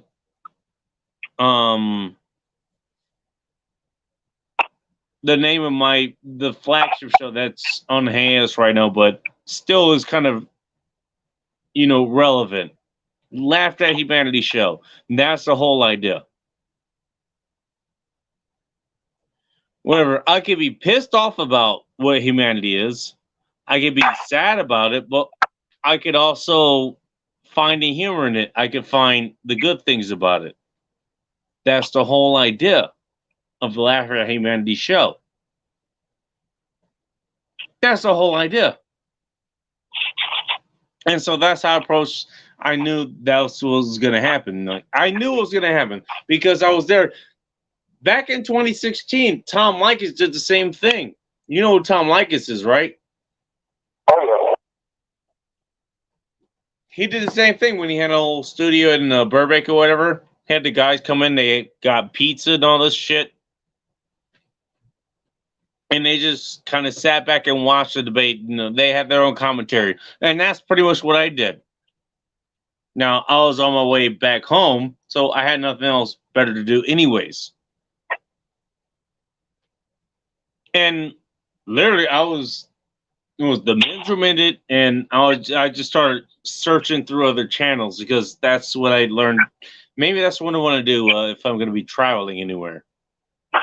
And then I happened to cross the debate. It was like, okay, why don't we record this? And by the way, oh shit, I have a fucking signal. Why don't we live stream this anyways? And so that's what I did. And I listened to the debate. I did my own commentary on it. By the way, now what was it? The screenshot I had, somebody else was millennial Republicans or something. I said, what the hell is a K-shaped economy? That's literally the question I asked when I heard that. You have a V-shaped economy and you have a K-shaped economy. What the fuck is a K-shaped economy? Like, what? What the fuck is that shit? A what economy? A K-shaped economy. You know what that is? I hope you know what it is because I don't. I don't know. Exactly. That's my point. Like, literally just having fun with this shit. It was like all these fucking talking points these assholes are talking about, I'm just having fun with. But then I told Aaron Clary about it. I told Rob Says, by the way, part of Team Let It Burn, no less. Jack Napier, all these other people. Like, I didn't want to watch it because I'm kind of depressed. It's like, dude, this is fucking comedy gold. Just fucking listen to it. You can have all kinds of fun with this. That's pretty much like that's how I got started. It's just funny. So you take that, you just fucking run with it. That's all I'm doing. Again, Laughter at Humanity show. That's how it got started. And you ask those people who are literally on Team Let 'em Burn, like, you guys are like, oh, well, I want to avoid it because I don't want to deal with the seriousness of the situation. Make it fucking funny. That's what I did. And I even tried to point that out to him. People are just getting burnt out on fucking politics in general because that's the only thing that's been going on for like the. Well, no, I understand that. That's why I'm doing this now. That's why I'm doing this. That's why I started doing the show. We went over a lot of things, obviously. Cigars, pipes, and a bunch of other things. But that's one reason why I wanted to do this. Like, look, guys, you don't need to let this beat you down to the ground or anything. Okay, look, it's something you're gonna have to deal with anyways. So why not make it fun? Why not make it entertaining? Why not make it something that you could, manipulate for your own benefit? That's what I did. That's the whole reason I did the whole fucking live stream for the debate. Okay, Trump goes off the fucking rails. Biden goes off the rails. We have fun with that, basically. Chris Wallace, he panders to, the Democrat side or whatever the fuck he's doing. Oh yeah, that guy there, he's him playing being a moderator. Because oh my god, I was tearing my fucking hair out whenever he was talking. Because you're tearing your hair out, but why? You know what's gonna happen. So why worry about it? Why not find a way to make fun of it? Why not make a way to make it entertaining? That's my whole fucking shtick. My question's always been why. Because I don't know. Because like I've grown my whole life watching president debates or vice president debates, and it's always moderators from journalism. And I even posted this on Twitter the next day. I'm like, I don't know if there's like a inside joke or inside thing. Like, why do we constantly have to have journalists as moderators for these debates? Because like they suck at it. I believe they're terrible. Because I took formal debate when I was in high school, and I played the moderator and I played motherfuckers arguing and shit too. And like, dude, the shit that he was doing. Like, I don't even call that moderating, like, what he was doing. It was more fair than 2016. Now, by the way, I remember 2016. I'll bring that up in a moment. And actually was a little more fair, as far as I can tell. You can tell me if I'm wrong. That's fine. He was actually a little bit more fair than 2016. I remember that very fucking well. Yeah, I mean, he's still fucked though. Like he's a horrible moderator. Like that's not his job. His job is fucking journalism. He has a hard time of doing that. It's just, I mean, you're supposed to, as a moderator, you're supposed to guide the discourse, right, between the two people. And it's not like the whole point of debate is not to really win so much as to inform the audience of both sides as much as you can. That shit wasn't done the other night. And see, the main reason why, because everyone said it's true, like they going from that debate, no one learned anything, no one got a better understanding, no one's mind was changed. But people were like, we're going back and we're Biden and Trump. Like, no, the reason why that debate failed was because the fucking moderators suck balls. Like, they should have got the hook on that motherfucker. The same thing happened 4 years ago. Remember Lester Holt? He was the moderator for the debate between Hillary Clinton and Donald Trump. That's the question I was asking too. I'm like, isn't there like a professional, objective, like moderating group out there that could be like an independent group of people? Kind of like refs for fucking NFL. They have their own little, referee court.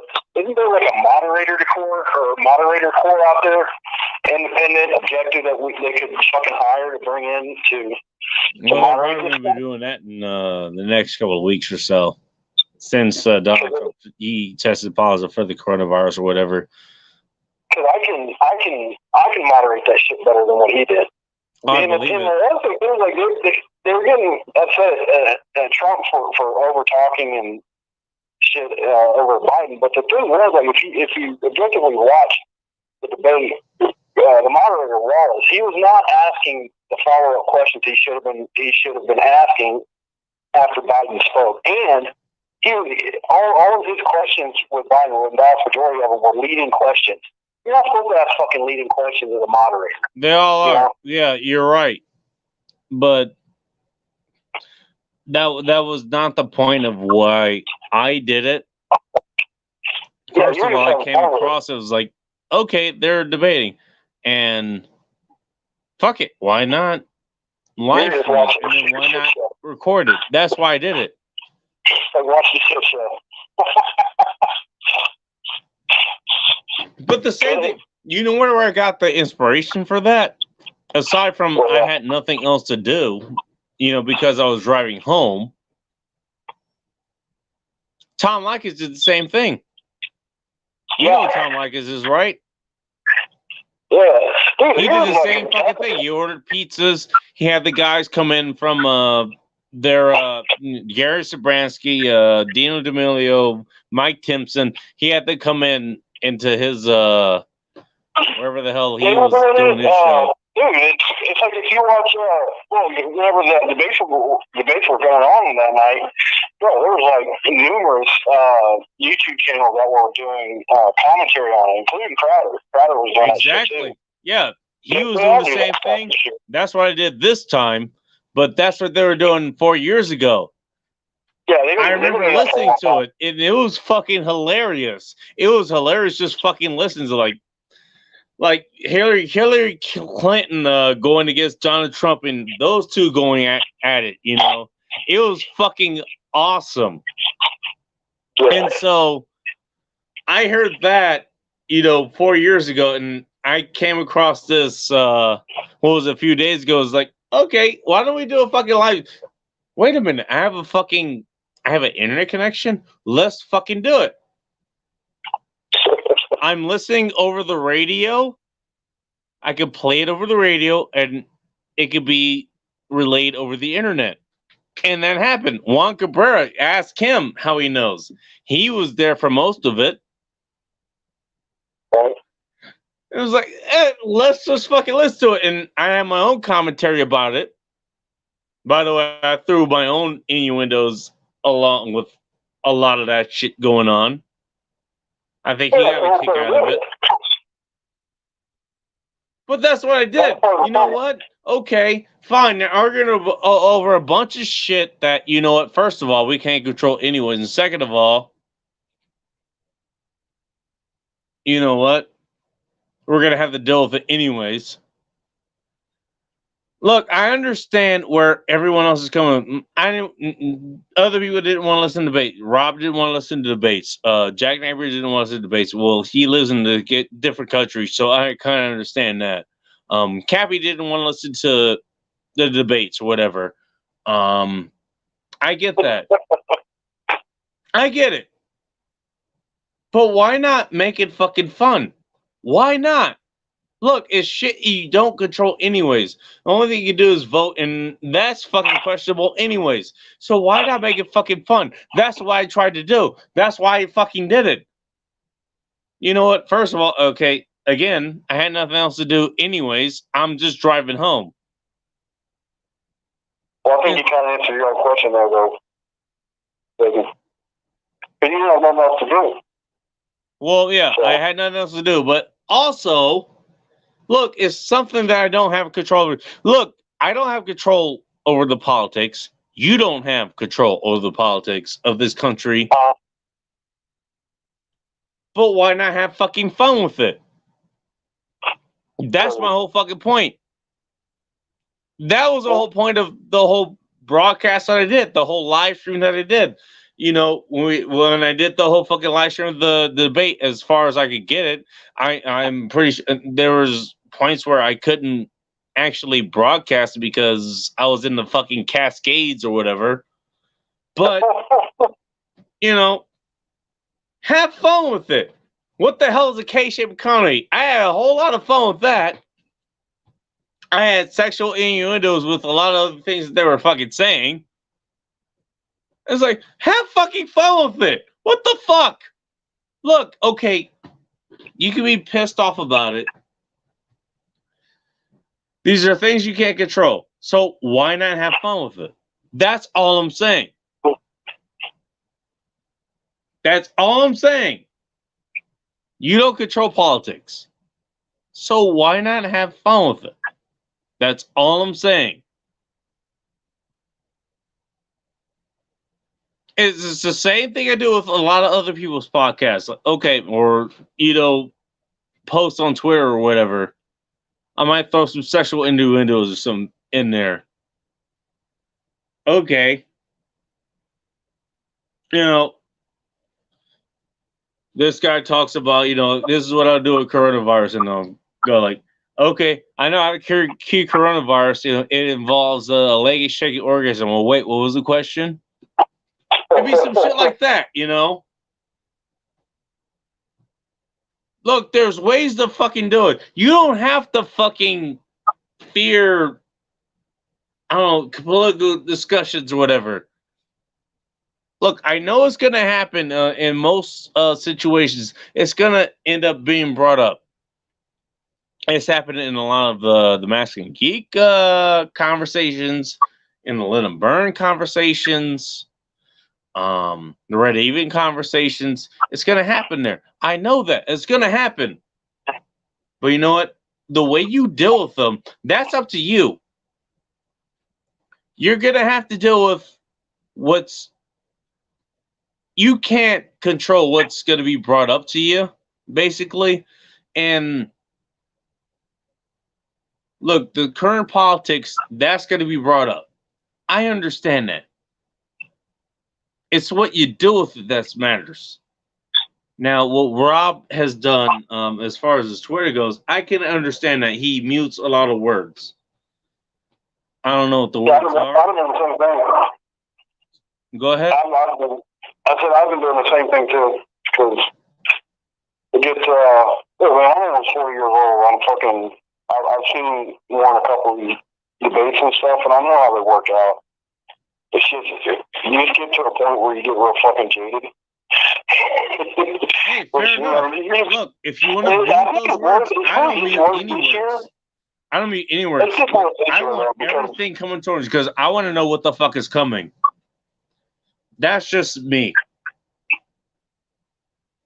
Now, if you guys want to mute those words on Twitter, you guys go ahead and do that. I want to know what the fuck is coming, so I don't mute anything. I just learned how to fucking deal with it.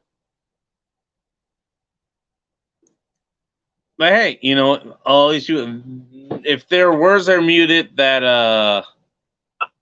have to deal with it and it's kind of fucking annoying, I find ways to deal with it. I find ways to respond. Well, that's still a response there. Muting words, that's a response. It's basically, you know how Rod says you vote with your attention and your time and stuff like that? That's basically, it's essentially what we're all doing when we fucking certain words and stuff, because we don't want to pay attention to it anymore. Because we just don't give a fuck anymore about it. You know, it's like, whatever's going to happen is going to happen. And there's nothing we can do about it. So why don't we focus on shit that we actually like to talk about? You know, you're 100% right. That's why I don't know if you've noticed. I don't know if you noticed. That was my focus the other night. I was like, I don't have time to. I got a whole bunch of other shit to deal with, and so I don't have time to get to all of you guys' emails or your notifications or something like what you're saying, basically. I don't have time. I don't send you emails. Fuck off. I don't send you emails. I don't send you anything.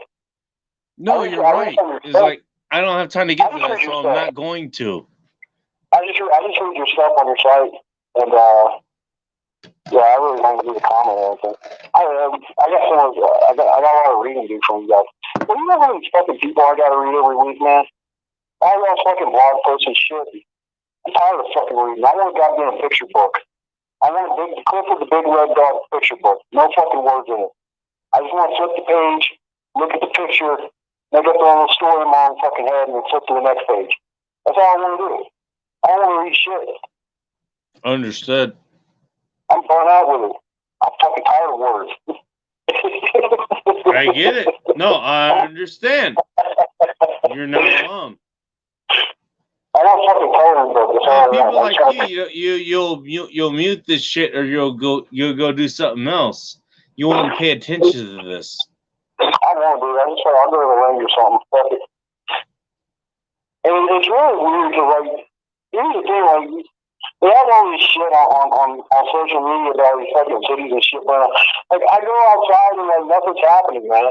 Like, kids are running around playing, fucking, you know, parents are outside fucking doing yard work or whatever, or having a garage sale, and I get in my car and I go drive to the fucking range, and, like, everyone there is chill and everything, and they're not even talking about politics, they're just fucking talking about their guns and fucking, shortage of ammunition and stuff. They're just like, fuck it. And shit is really normal, dude. It's like the only thing you know that anything weird's going on is just a shortage of guns and ammo, ammunition and stuff. But aside from that, like, everyone's pretty chill.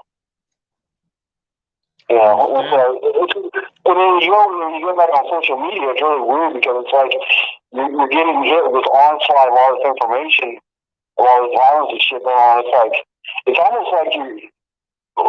almost like you're seeing a totally different, like, dimension or world or something. It's like, because you're not there, so you're just like, okay, those people are crazy. Yeah. It's weird. It takes you out. It just really takes you out of the thing. I think people need to go off of social media for a while. Because I've done it a few times, and Rob's done it too. If you just, like, stop the social media for like a week, and then you go back to it, dude, you almost don't want to go back to it. And can I ask you a question? Yeah.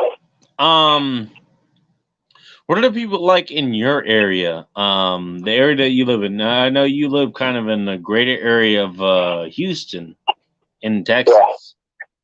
Yeah. What are they like there? I mean, are they kind of crazy about all the shit that's going on right now? No, man. Most people are just fucking trying to make it. You know, I live in, like, a upper middle class neighborhood and stuff. Okay. And you know, it's just people are just doing their fucking people things. You know, they get in their car and they go to work, and sometimes they wear masks and shit. I don't know. It's about 50-50 split here on that still. 50. And all right, that's good. Yeah, it's not that big a deal. It's you know, people are just living their lives, man. It's like you would, like, if you lived where I live, like, that's what I'm saying. It's so weird because, like, if you live where I live and you're out and about, you wouldn't think anything's going on. So there's not, like, shortages of toilet paper or food or anything on it. Shit's just going the way it normally does. You know, there's because people got shit to do, man. People don't have time to be fucking running around the streets and shit like that around here. Because we all got mortgages and shit that we got mouths to feed and stuff, man. We don't have time to protest and shit. Yeah, protests out there? Huh? Yeah, protests out there? Fuck no, dude. Like, here in my area, hell, well, number one, there's really not, like, a city area. I live out in the suburbs, sort of. Actually, I have to update out here, and I don't live in Seattle, but that's where I work.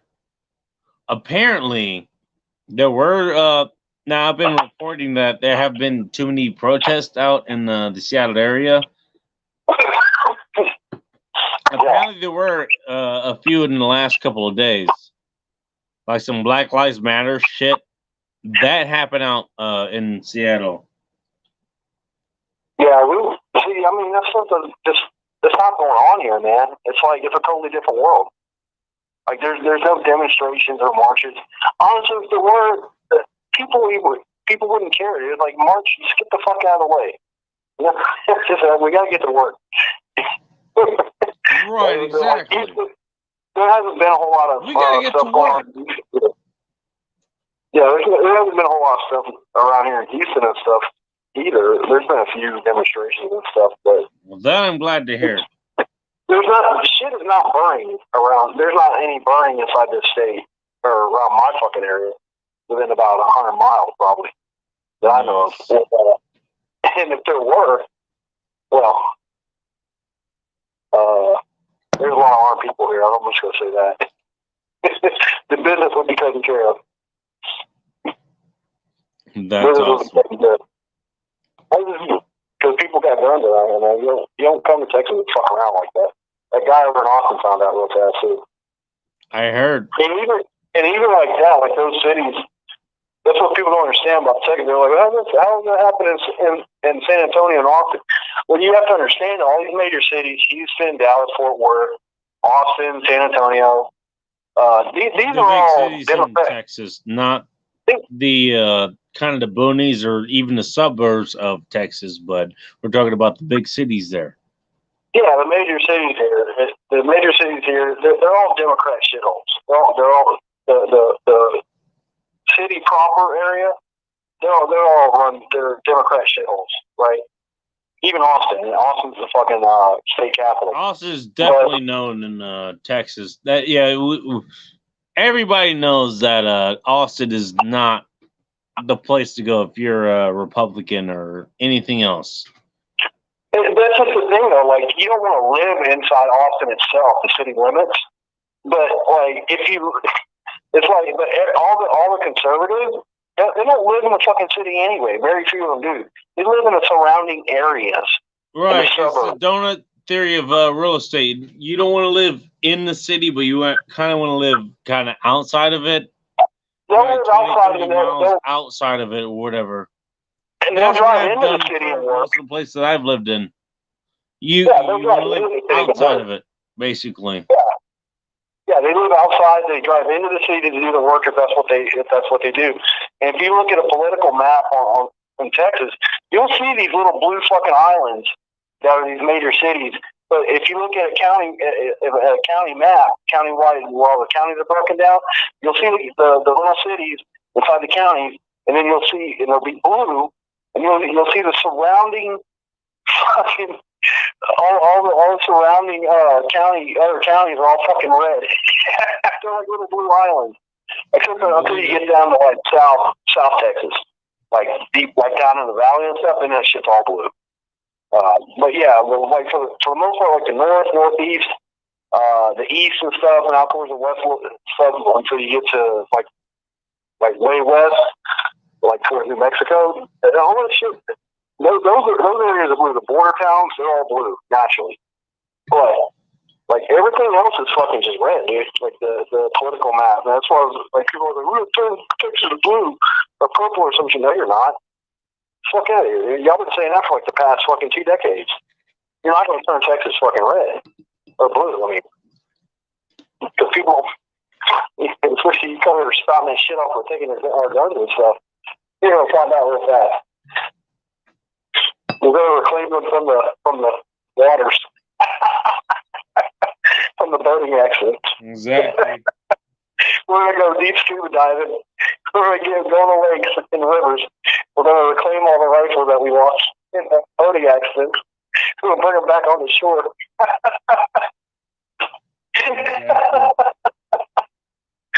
But no, most people just don't. I mean, most people out here are just living their life, man. That's all there is to it. I will say this though, you don't want to go on, what's that fucking website? Good Lord. There's a website. It's that's good. Oh, next door. Jesus Christ, don't go on that site. I'll stay off that site. Which site? It's a social media site called Nextdoor. It's basically like a Facebook. Yeah, it's basically like Facebook for your local neighborhood area. Like it's like you can talk to other people and stuff through the app or the platform, and it's just people from your area, like your general living area. You know, like I talk to people in my I talk to people in my immediate neighborhood here, and there's a couple other subdivisions and stuff around the area and stuff, and everyone just supposedly just do it for like talk and stuff, but you know, you got a bunch of Karens and shit on there, and that's just horrible. I can only imagine what that's like. Well, it's like if you got all the little. It's like if you got all the old biddies inside of a fucking town and put them together in one spot to let them bitch and moan about stuff. Then that's what it's like. It's just a bunch of old Karen, bunch of old biddies clucking and shit on. Because there are hardly any guys. You hardly see any guys on there. You know, is this in your area, or is this kind of statewide or countrywide or worldwide? No, actually, it's an actual social media site similar to like Facebook is. The company that runs it is out of San Francisco. That's where they're headquartered. They're headquartered in San Francisco. Probably countrywide then. What? I said probably countrywide then. Yeah, it probably is. Because it has to do with San Francisco. That's pretty countrywide. Yeah, but it's I stay off there, man. It's just like it's just it's hot garbage, and they don't talk about anything fun anyway because there's just so much. Because I'm actually a mod on that fucking site, believe it or not. I'm a moderator. I believe it. Those dumb fucks made me a moderator. Why, I don't know. They shot me an email one day. They're like, you've been chosen to be a moderator. I'm like, why? I know I've been like, I've been kicked off. One question I do want to ask, and I guess I'll go ahead and close it up with this is, you know, you don't live directly in Houston, but you live you're in the kind of the suburbs of that, I guess. Yeah. How would you grade Houston? If I'm an outsider, I'll be an outsider, obviously. Let's say I want to go visit you, and then maybe I want to go there. I want to get the girls, and just go have a good time, basically. Maybe get some barbecue or something, you know, in Texas, because I don't know. Texas is kind of known for its barbecue. So I want to go out there and I want to have a good time. Basically, what I wanted to do in Salt Lake City, and that kind of backfired. But I want to try to do it in Houston, in your area. You know, maybe I'll stay with you or somewhere, or I stay somewhere close by. Who knows? But I want to have a good time out there. How would you rate Houston as far as that goes?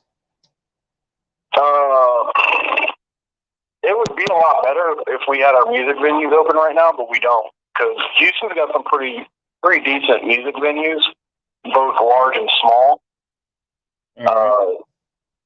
They have some pretty decent bars too. So they got some nice bars down in like the Galleria area and stuff like that. You got any good karaoke bars? Actually, that I should have clarified that. But I love doing karaoke.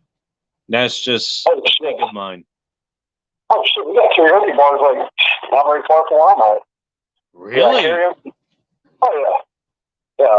But these are like smaller bars and stuff around the area. Now, are they cliquish like they were? Apparently, I found that out at the Utah bars. Apparently, they're pretty cliquish. Apparently, they're fine until certain people show up, and then they get really cliquish. That's what happened in Salt Lake City. I wanted to know if that's going to happen in Houston as well. Of what? It was like they're okay, you know, they're okay with people just kind of showing up. They're outside of the area. You know, obviously I'm out of the Washington area, or originally the Inglewood area, and I have other people with me. They're from other areas, Joe Curls, he's from Nashville. What's his name? Amos, he's from Minneapolis. They're okay with outsiders, but it depends apparently upon who's there. There was one woman that showed up there in Salt Lake, the bar that we were at, and that ended up. We were okay until she showed up, basically. But once she showed up, shit went downhill real fucking quickly, and I was basically the catalyst of it. Oh shit! What happened? Well, that's how she showed up. Apparently, she has no credit score. She was trying to get other people to buy liquor for her, and I think you can ask them about this. I don't totally remember, to be honest with you. I think I was pretty close to actually taking her back to our place. I think she was on board with me, like mounting her basically. And then everyone else kind of fucking figured that out and they jumped on that. I had one song that I did there, and I think it was Sound of Silence, I think, by Disturbed. You can look it up. What is it? The Sound of Silence by Disturbed.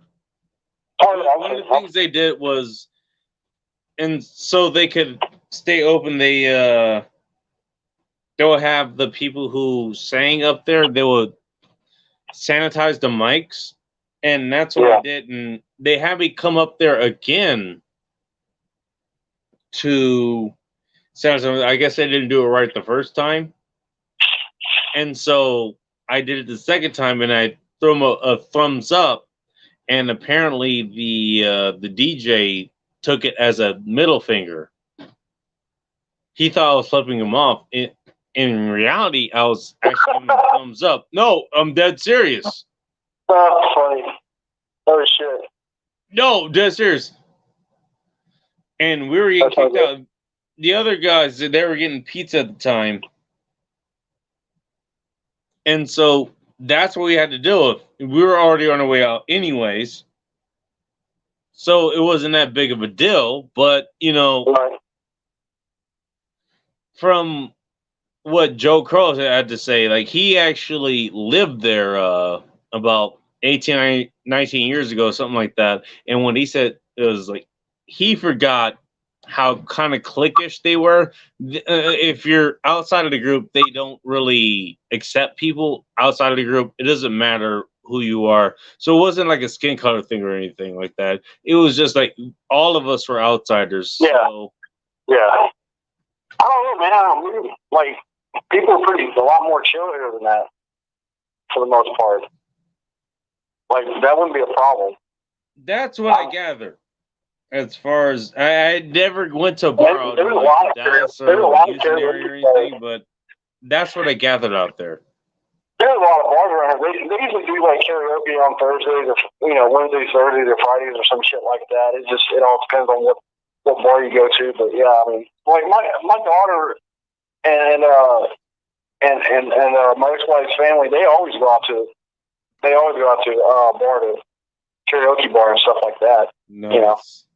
They have some beers. The little girl gets up there and goes and does her thing. She likes singing and stuff. I don't usually go to them because they're fucking boring. You ever get up there? What? You ever get up there and sing or whatever, or you just kind of sit back and watch? No. Okay. No. There's nothing wrong with that. I usually don't even go. I just fucking. I got better shit to do. All right. I don't know. That's just a passion of mine. I like to sing. I really do. Yeah, that's fine. Because like my ex-wife can sing pretty good, and like my ex-wife's mom can sing really fucking good, dude. Really good. I love to hear it. She actually, I think last year, towards the end of last year, she was in a competition. What do you call it? Jesus, a competition. Okay, I didn't even. Yeah, she was in a competition, and she went. Yeah, she was in a karaoke competition, and she was a finalist. She went to Las Vegas. Nice. Yeah. they had a little fucking her husband and stuff. Mike went up there to Las Vegas. Spent about a week up there. Wow. She was a boss. Yeah, she can sing really, really good. She's really good. But yeah, that whole side of the family there can sing. I can't sing. I can't draw. But you know what I can do? I can make razors. I can fucking shoot straight. I believe it. Yeah. I believe it. No, but they can't shoot straight though. I remember, yeah, it was something like, hey, you know what? I like doing karaoke or something, and that's what Joe ended up finding. It was like Copper River, Still River, the fuck it was called. You can come out. We can go to now. If you want good barbecue, I know a place over in Porter we can go to. It is the finest barbecue that I've ever eaten. The guy that, like, when you go into this guy, all right, look, this restaurant that you go into, it's in Porter, so it's about like 45-minute drive from where I'm at. You go there, okay. It looks like a fucking barn that you're going into, but it's not. It's a restaurant. You go into it. When you go into the entrance, the first thing you see this shelf, and on this shelf is lined up probably about 8, 9, 10 different trophies, awards from barbecue contests that this dude's won. From the Houston Livestock Show and Rodeo to other independent places. This guy is really good. Like, his barbecue turkey will melt in your fucking mouth, dude. It'll melt in your mouth. Nice. I usually get the ribeye over there. The best ribeye I've had. Ever. But yeah, I think it's like $20-something for the ribeye, and it's a full fucking ribeye, too. And that's how many ounces? You know? It's the size of a fucking dinner plate, bro. Okay, so pretty fucking decent. We need the ounces. It is the full size. $20 for that fucking size, really? And this is I think it comes out to like ridiculously low price. No, I think it's closer to like $30 for the plate, you know. But you get sides and stuff with it too. Well, you get other shit with it, I'm gonna imagine. And their coleslaw is good. Their hamburger is ginormous. It's a giant fucking hamburger. What else they got? They had decent ribs. It's just really good food. Like I said, the turkey will melt in your mouth. The chicken fried steak is the size of a dinner plate. Holy shit! You probably won't be able. I have not been able to finish it. Every time I've gone over there, couldn't finish it. Then good luck for any of you other assholes who listen to this. They probably couldn't finish it either. I'm just gonna throw it out there. Like when I go BullRush couldn't finish it. You can't. If I go there, I can finish the ribeye if I don't eat any of my sides. I usually take my sides home. Hey, can I ask you a personal question? Yeah. How tall are you? I'm like a little over 6'1". You're 6'1"? Jesus Christ! Yeah. You're taller than I thought you were. Yeah. Holy fuck! Okay, cool. I thought you were maybe 5'9" or something.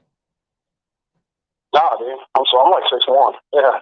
No, I was based on the build. Jesus, then you are actually pretty fucking built then.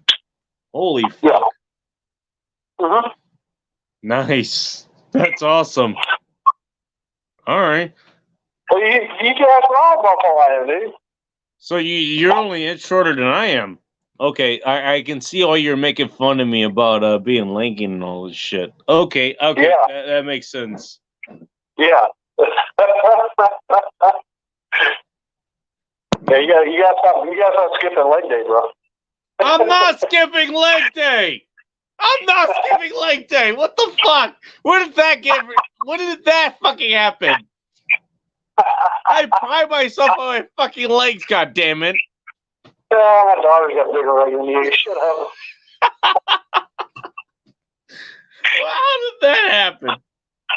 I don't know. I mean, I welcome the ridicule. That's fine, but it's like, really? That's what you're gonna pick on? Literally, that's. You're fucking legs like a dark baby arm or something. That's weird. That doesn't match your body.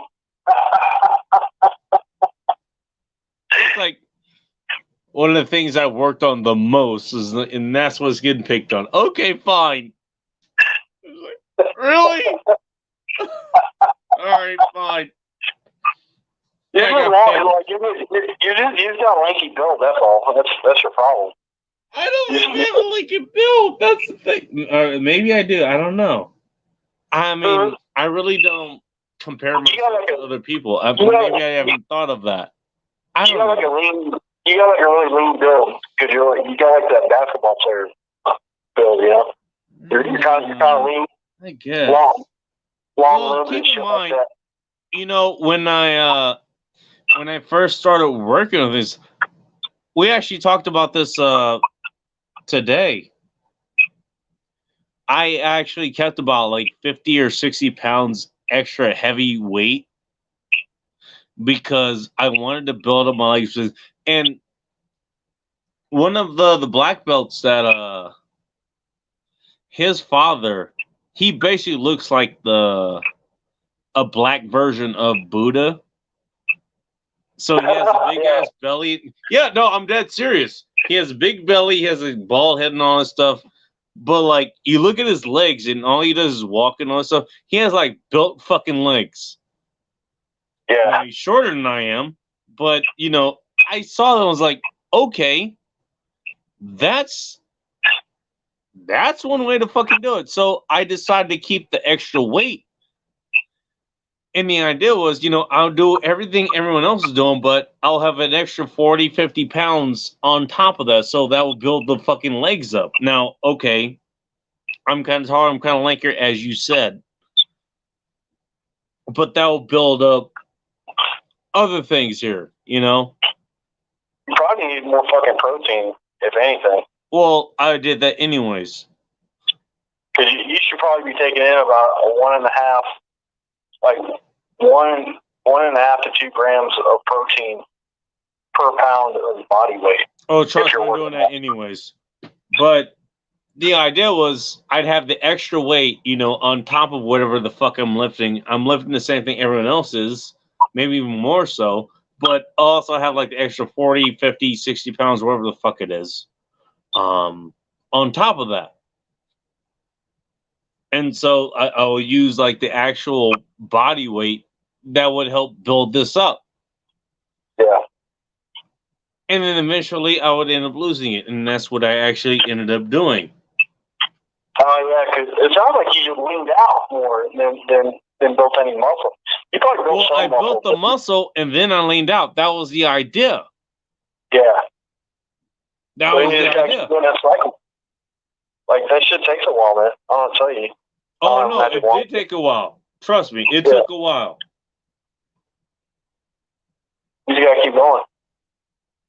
Keep hitting them leg days. Then they'll get bigger. That's what she said. I'm gonna take a picture of my legs or whatever, like flexing or something. Look, fine. I have long legs. That's kind of if you're looking for nice pictures, that's kind of a disadvantage. Trust me. That's something I fucking pride myself on. I got long arms, so I got like the opposite problem that you have. I have long arms. Really? Yeah, my arms are long. Pretty decent looking arms, actually. So I wouldn't have thought that. That's fucking good doing farm work my whole fucking life. Hey, do you do those fucking hand exercise things with the clamps? I have. Yeah, like the clamping things. Yeah, I've done them. I'm not gonna say they're a bad thing. They're not. What my school is actually taught is like, if you have what is it? If you get like the Sunday Mail or whatever, the newspaper, what you do is you just take those. If you want to read them, I guess that's okay. But you basically just, there's like 75 papers of those, whatever. You just ball those up. You take every page, you just kind of ball them up with your hands, and that's kind of a hand exercise, basically. Yeah. No, I don't know if you did that. Well, that's what we did. You take those and you just kind of ball like 75 pages or something. You just ball them up. Like, I guess you would alternate with each hand. So it's about 35, 40 pages each hand. You just ball them up. Well, my dad used to. Well, my dad did one time. He got he found like a little 2-pound weight, like a 2-pound disc weight, and it had a hole through it. And he got some he got like some rope, right? He got some rope, ran it through that eye. And he's gone. Jesus. Lose him? Maybe went out of service area. Who knows?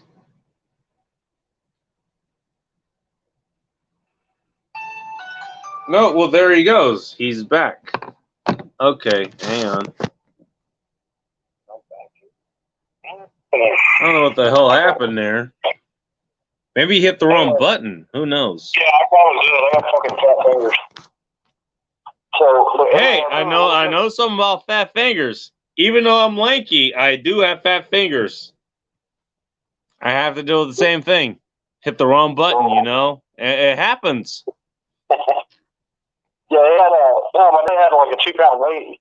And this is an old boxer trick, or something boxers used to do to strengthen their forearms and stuff, is that they would give a 2-pound weight, and then you run a piece of rope through it and attach it to like a wooden handle at the top of the rope.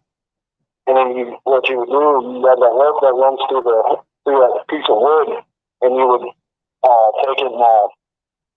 take the wood handle in both hands and just roll that fucking rope up with that, because the weight's in the center of that.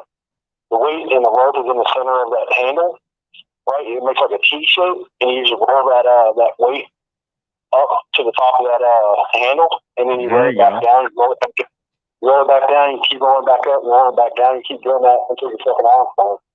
Well, that's gonna be quite the workout there. You know, definitely, I'm 100% in favor of that. Yeah, I usually wear these little hand gripper things, and I always use them. It helps. I always use them because it helps in my grip strength on my whenever I hold my gun and stuff. There's a part you can hold that gun better off your ass. I'm up to 200.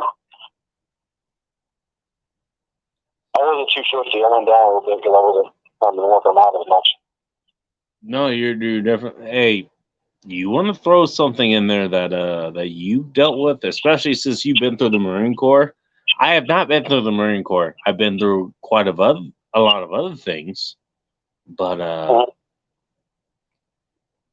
I've never been through the Marine Corps. So if you want to throw something in there that I can learn from, I'm definitely into learning that. Definitely. Well, you can learn at home. If you just all you gotta do, you can do it when you're sitting or standing or whatever. Or if you're sitting in your car, just do grippers and just do hand grips. Just tighten your hand up into a fist and hold it. Do it as hard as you can for 5 seconds. Just grip the fuck out of your make it hard fist as you can, and then just ease out of it. Right? Yeah. Okay. Yeah, I know what you mean. Yeah, definitely. But yeah, definitely. You do that, and that can help your grip strength. So a lot of people tend to overlook that stuff. A lot of people do. You're not wrong about that. So if you more often than not, when you get in a fight, you're gonna be grabbing a motherfucker, you know. And if you grab him by the shirt or something, and a lot of times you're grabbing him and you're putting him in front of other people who are also attacking you. You're using him as a shield. A lot of people actually overlook that. Like, look, okay, you're doing a trap or a grab or a chokehold or something. Okay, you're doing it against one person, but you got 5 other people attacking you. You're putting that person in front of them. That's what you're doing. If I'm fighting 5 people at one time, I'm pulling my gun and I'm running because that's a no-win fight. I'm talking like if you're if you're fighting someone and they throw a punch, if you want to get a wrist lock arm or an elbow lock arm or something like that, you're gonna have to grab their forearm or their wrist. But you got to have that grip strength to grab their fucking arm or the wrist and have that grip strength strong enough. Or you're doing a Japanese death lock. Ask me how I know. Yeah, but you gotta have that grip strength, that hand grip strength strong enough where they just can't yank out of it or something like that. Exactly. You got a man's wrist. If he's strong enough, he can just yank that motherfucker out of your hand. But that's why you want to increase grip strength. But if you got to grab onto them, you want them to know that they've been get gotten. You know. No, you're 100% right. It also, like I said, also helps whenever you're shooting a gun and stuff like that. It helps the grip strength. It helps you stabilize better and stuff like that. You take better follow-up shots. And grip strength is important.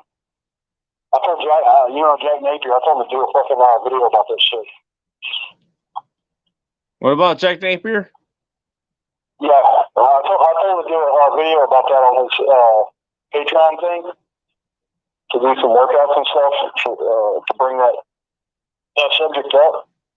Because it's like I told him, I said, people don't think about it until they're like 70 years old and they're trying to open a heart medication because they're having palpitations, but their grip strength is not strong enough to open the fucking bottle with, and they fucking die. Yeah. Oh yeah, they're. That's how I know. They've been sedentary their whole fucking lives, and then they want to fucking jump up and do all this shit. Okay, yeah, there's that. So, you know what? If you're on that, then maybe I can help you if you are open to being helped. But otherwise, yeah, I can't help you. I'm sorry. A lot of times, if you're that BullRush, you keep yourself in shape. You talk about Jack Napier, he keeps himself in shape. Joe Dolly keeps himself in shape. Most of the team let him burn. They keep themselves in shape. They're going to do that. Otherwise,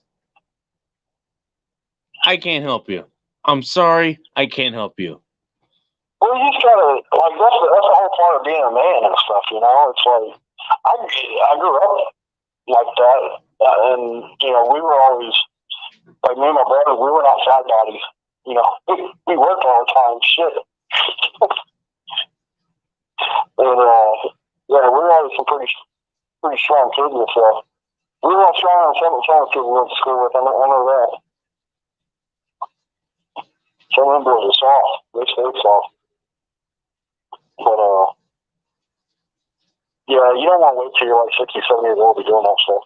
To figure out, like, I should lift some weights. It should be part of your daily routine, to some extent.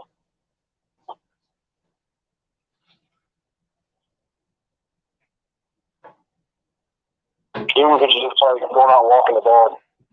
Go walk the dog.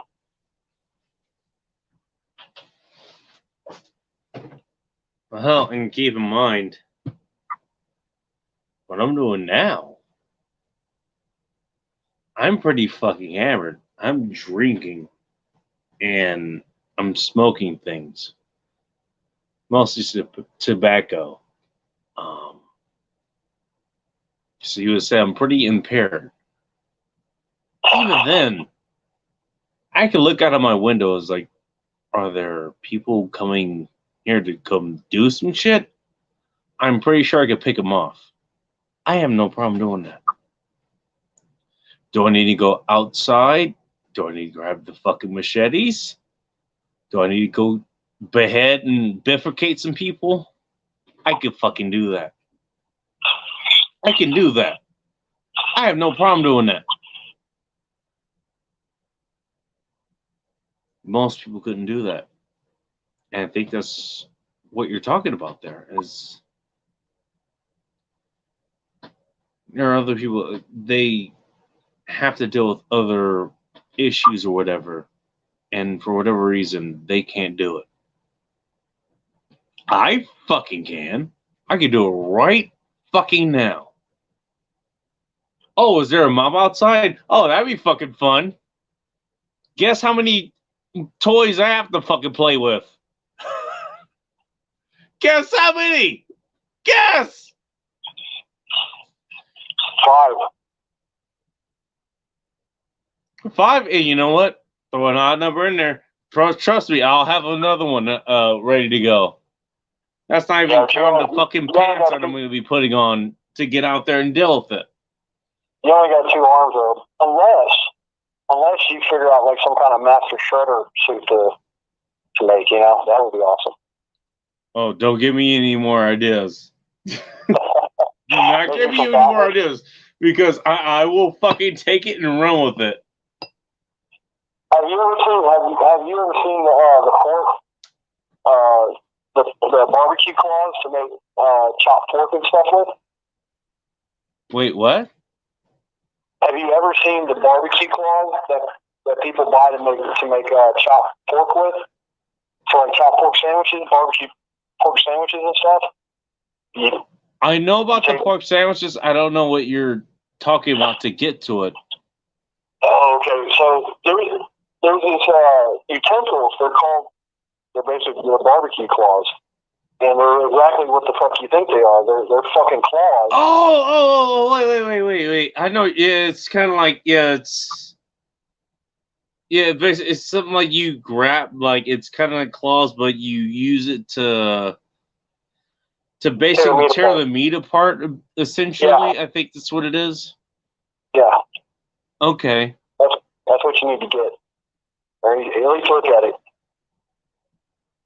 Are you saying that's what I need to use for these assholes instead of the meat? Is that what you're saying I need? I mean, I can get those. I mean, theoretically, people are meat. Well, they are meat. They're not cooked meat, though. That's the problem. Yeah, well, hey, some of those claws are pretty sharp, man. They're made of steel. I'm just saying. Okay. You know what? I'll add that to the list. I'll get some more of those. Well, I don't have any of those, actually. I will get some of those. You know, why not? The machetes might break. I might need those. Who knows? Just if they ask you anything, it's like, hey, I love barbecue. Yeah, motherfucker's gonna be barbecue. How do I know? I got these fucking claws here, right here, ready for you. Just I love pork sandwiches. That's all you gotta say. Long pig pork sandwiches for the winning. No. Actually, it will be for the winning. But don't tell me where you got the idea from, okay? I have to disappear you. I heard nothing. Wait, what was the question? I heard nothing. I said, I don't have to keep baking a pair of hearts. That's going to be a bad time. No, I was like, okay, somebody told me about the claw things. I didn't know who told me about that. What was the question? Wait a minute. Oh, they just ask you to tell me you love pulled pork sandwiches. That's how you keep them on hand. Well, hey, you know, if you ever end up here, it ain't going to be a long pig sandwiches. It's going to be actual, you know, meat you want to eat, basically. I'm just saying. That's what I'm going to be working about in a minute here. I'm going to close this down in a minute. Sounds good. I do need to actually get something to eat. But, yeah. I got a little sirloin steak in the refrigerator. I'm gonna pop out there. Oh, you got steaks going too, huh? Yeah, I found a couple of steaks that they were on discount because they were about to go bad, but they were past their sell by date over at the grocery store. Dude, they go way longer than that. I can tell you this. Trust me, I've watched, you know, a lot of these. I've been actually behind the scenes as far as you know, working in a grocery store. They go way beyond that. Oh, you can have it. I mean, I've processed wild game and stuff for years. I know how long, you know, meat can stay and stuff. Yeah.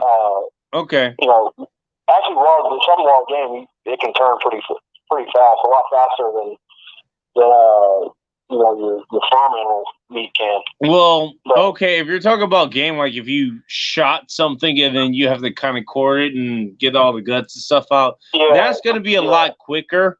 But if you're talking about what you have in the grocery stores, they have more preservatives and all this other shit. It lasts a lot longer, is what I'm saying. Yeah, because they put preservatives inside the meat to keep it red. So it's nice and red looking when people buy it, but it's really not, because when the preservatives break down, the meat turns like a brown color. And then people think that, oh my God, the meat's brown, it must be rotten. Well, it's not. It's gone back. It's actually getting even better. That's the thing. It's getting even better. It's starting to age a little bit. Now, you don't want to age it too much, but it's getting even better. Right. And that's what I actually end up looking for. I look for meat that looks okay. Maybe it's starting to get kind of like rainbow shit, going on. All right, if I want to do something tonight, it's got the kind of rainbow thing going on. I was like, all right. Other people, it's like 75% off or something because they want to get rid of it because they don't want the liability. But it can last for like another couple of days. But it's perfect for that fucking night. Yeah, because what they'll do is that they'll put it on discount for like half or more, 50% or more discount just to get it out, just to sell it. And I'll go over there and I'll grab them up, take them to the house, and I'll throw them in the freezer real fast. Exactly. And then, and then you end up buying, it ends up being a $10 steak, and you get it for like $3 or $4. By the way, if it's a $10 steak, how many pounds are you getting out of that? Just out of curiosity, in your area.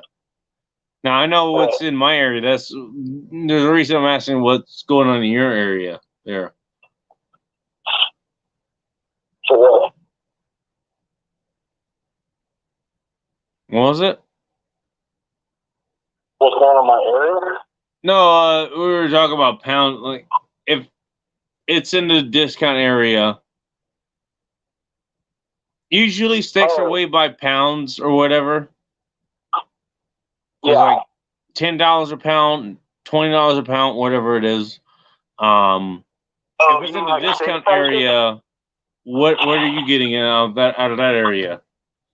So I can give you an idea of what we're doing with here, and we can kind of compare notes, I guess. For the price of steak? Yeah. It depends on what. It kind of depends on what you're. Because there's different grades of steak that we have here. We have all the way up to Wagyu. So. Oh, nice. Oh, wait, you got that too. That's fucking awesome. It's fucking expensive. It is. I can tell you. What was it? We have Snake River Farms here. I think they're out of Iowa, but they service the Washington area as well. New York strip steaks, they're Wagyu style, or I think they have ribeyes as well. They're about like $25 a pound. That's their Wagyu style. Yeah, they also have. It's about $25 a pound for Wagyu. How much? It's about $25 to $28 for Wagyu. All right, so not that far from what we got here.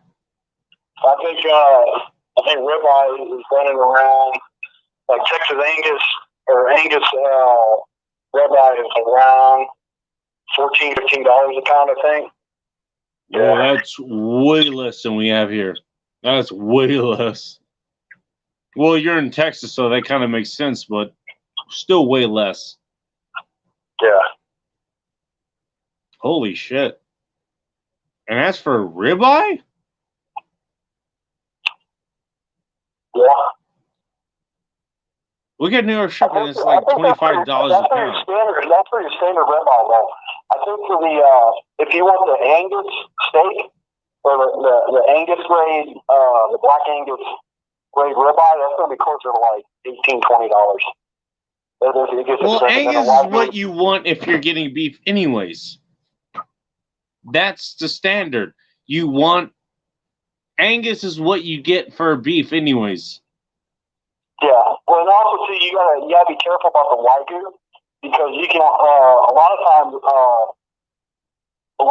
stores or meat departments will try to pass off what's called a Wagyu. It's like a Wagyu Angus hybrid type of meat. It's still really good, but it's they try to pass it off as legit Wagyu, and it's not. No, it's not.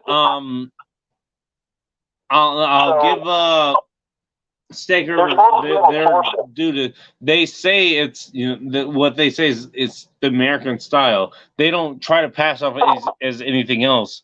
They just like, okay, this is our style of doing Wagyu, basically. And that's what they do. If it's American style Wagyu, most likely it's a hybrid between a Wagyu beef and Angus beef product. Because the Japanese actually allowed, I think back in the 60s or 70s, they allowed America to import, I think, 3 or 4 of their Wagyu bulls over here to make to breed with the Angus. All right. Angus side, and that's why you have that Wagyu, the American Wagyu or the American style Wagyu, but it's not pure Wagyu. It's American style, right? It's an Angus and Wagyu beef hybrid. Like the actual Wagyu beef from Japan, you're gonna be looking at like $40-50 a pound for that shit, bro. You're not gonna. Yeah, that's gonna be some expensive shit. Yeah. You're looking at about $45-50 for a pound of that meat. Yeah. That's legit. That's legit Wagyu. But no, that's what I'm used to getting that. It's one of the grocery stores that usually has it. It's not double R ranch. They have double R ranch out here, and that's pretty expensive as it is. But the Steak River Star stuff is that's the Wagyu stuff that we were just talking about. Yeah. They have all kinds of. They have sausages. Or burgers. They have burgers. They have hot dogs. They have all kinds of other things. I think they're based out of Idaho, if I remember correctly. But they have a lot of other things out there. You shouldn't be calling yourself a hoe like that. Yeah. What's that? You don't need to be calling yourself a hoe. Yeah, I don't mind calling myself a hoe. I am. I don't mind that. You just said a minute ago Idaho, so I'm just saying. But no, as far as they go, it's like they got a lot of good shit. They do. It just goes as things that what do you call it?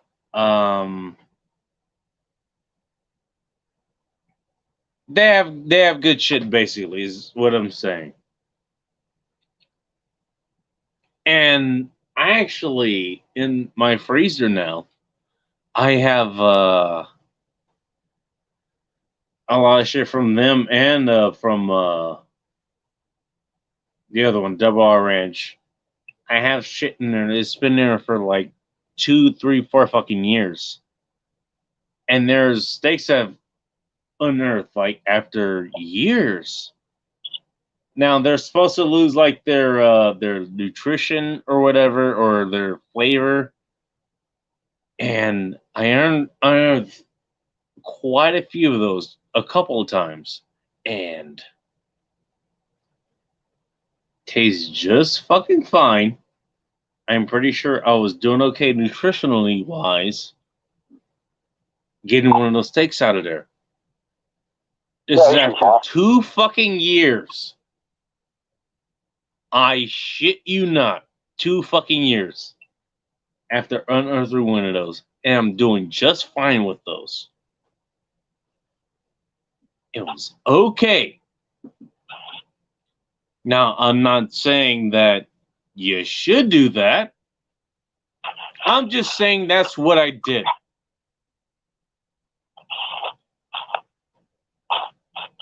So you'll be fine. So, What's that?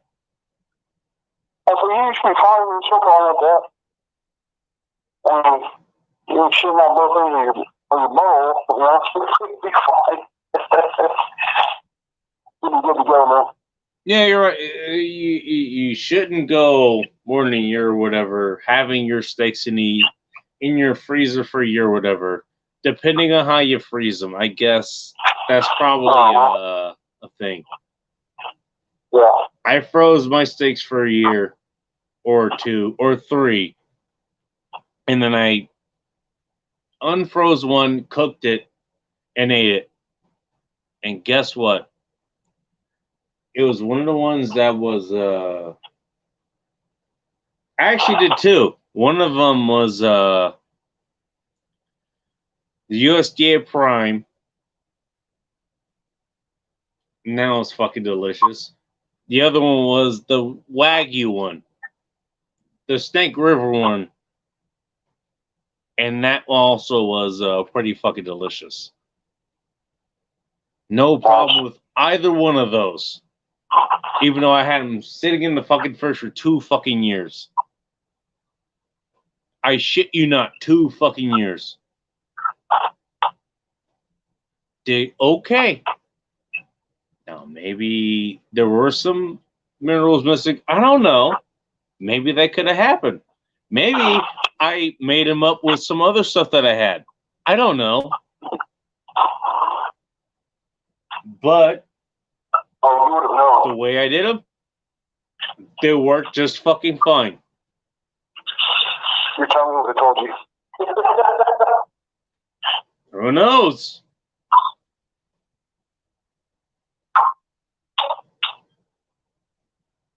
You're telling me would have been like, fuck you.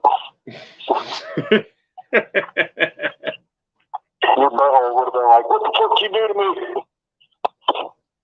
My ball's fine with it. By the way, it didn't have my ball didn't have to deal with that because it was just all meat. And I don't know if you know this. If you're just eating all meat, you don't have much coming out the back end.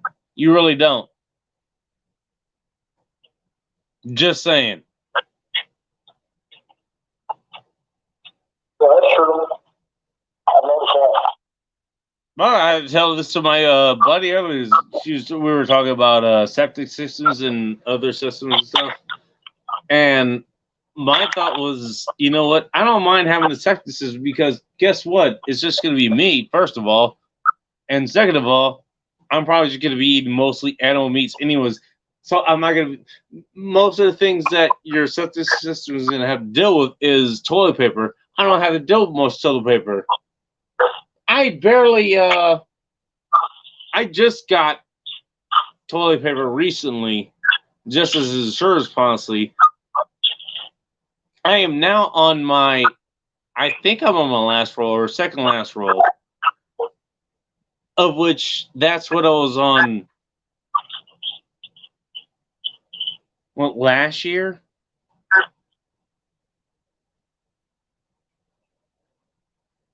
Basically, it takes me forever to go through a fucking thing of toilet paper, and that's not even counting the shit that I had. That was on. What was it? I had backup toilet paper, basically.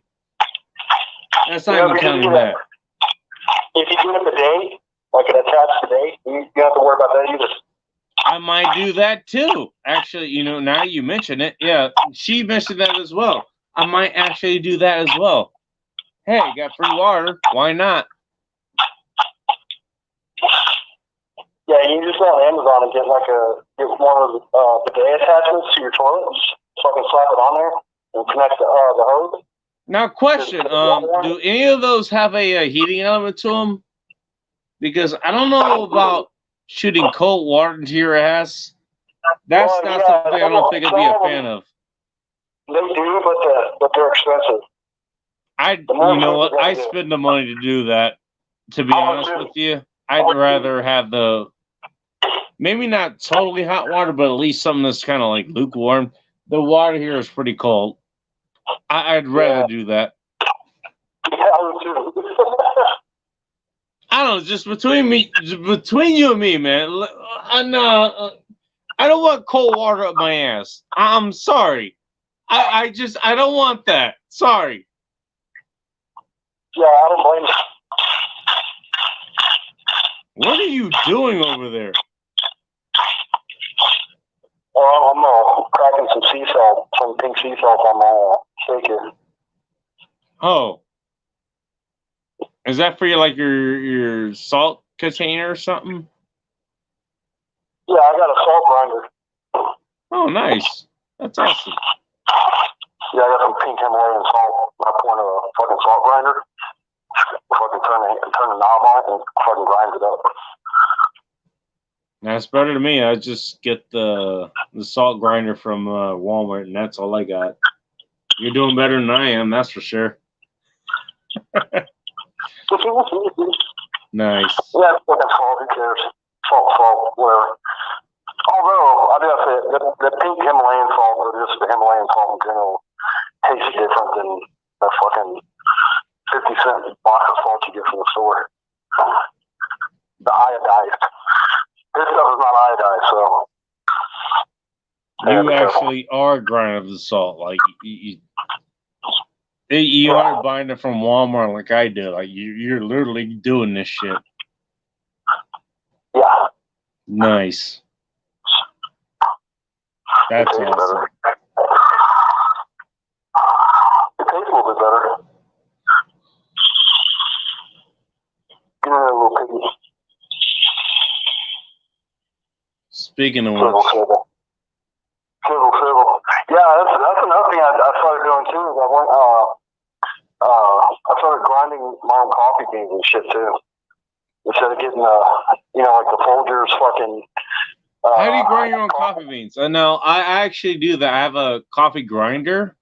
I usually get my beans whole ground, and then I'll grind them up. How do you do yours? Well, I do. I got two things. I get the whole beans, and then I have this thing I got off Amazon. It's called the Java Press, and that's the hand crank one. But I got tired of doing that shit. Hand crank? Really? Yeah, it's a ceramic hand crank coffee grinder. What the fuck? I had never heard of that. You have a hand crank coffee grinder. Dude, go on fucking Amazon and look up Java Press. And it's a fucking stainless steel fucking cylinder with a handle on top. No fucking way. That is awesome. I want one. That sounds awesome. I think it's like $20 or $30. But I got tired of doing that, so I just got like a mini grinder, electric grinder, and I just grind the fucking beans up like that too. Sometimes if I'm in a hurry, I'll just use the electric grinder instead. And just well, I have the electric grinder, that's for sure. That's what I've been using. I didn't know there was a fucking handheld one though. That's pretty fucking cool. Oh yeah. Oh shit. They've been around before fucking electric grinders. Well, it makes sense. Now that you mention it. Shit. Now I kinda want one. That'd be fucking awesome. Yeah. Alright. What the hell am I gonna eat tonight, actually? I have not made anything to eat tonight. I'm gonna have to figure that out.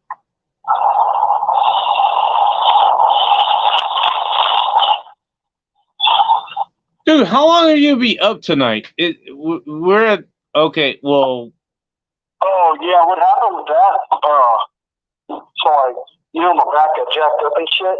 Huh? Yeah, I finally got the pharmacy near where I live. They had an issue with prescribed muscle relaxers at the doctor. Anyway, they got it sorted out. I got the muscle relaxers, and I took them last night, and dude, fucking ever, dude. I slept forever. Sounds like I did the other night. Huh? No, it's not what you're talking about. It's actually not even close to what you're talking about, but I realized a lot of the things I had to fucking do was like, I'm just gonna rest on the fucking carpet here. It was like, and then I woke up and took a picture of it and put it on Instagram or something. No. What were you saying? Oh, I was saying, there's fucking muscle after I got yesterday kicking my ass. I'm not used to them. they laid my ass down, homeboy. I got no experience with that, so I'll let you talk about that. I don't know.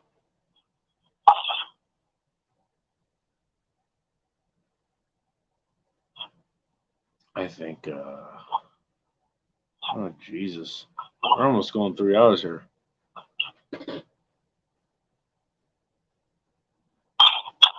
I gotta just keep going while I cook some food, or I can just end this and then cook some food. I don't know. What are we doing?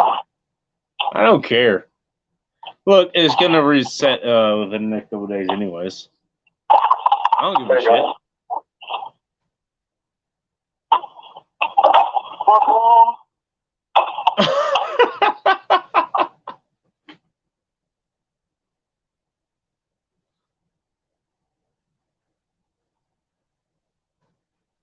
At least my dog was helping me out when I was fucking fucked up, man. I'm totally fine with it. I don't care. This is awesome. What? Fuck it. I do need to eat actually at some point. Alright. Well, I'll let you go, man. I gotta get something done. What's that? I gotta let you go. I got shit to do. You got shit to do? Alright, that's fine. Alright. Okay, fine. I'll focus more on here. Alright. I gotta go eat, man. I'm hungry. By the way, maybe you don't know about this, but actually, well, you wouldn't know about this. I have a lot of advice to go for the guys who showed up at the meetup. Uh-huh. Joe Curl, Amos, Nick Schulander, which me and Nick, we've been working back and forth for a while now. And we have a lot of things going on, but there's a lot of things that I actually need to get across to them. So,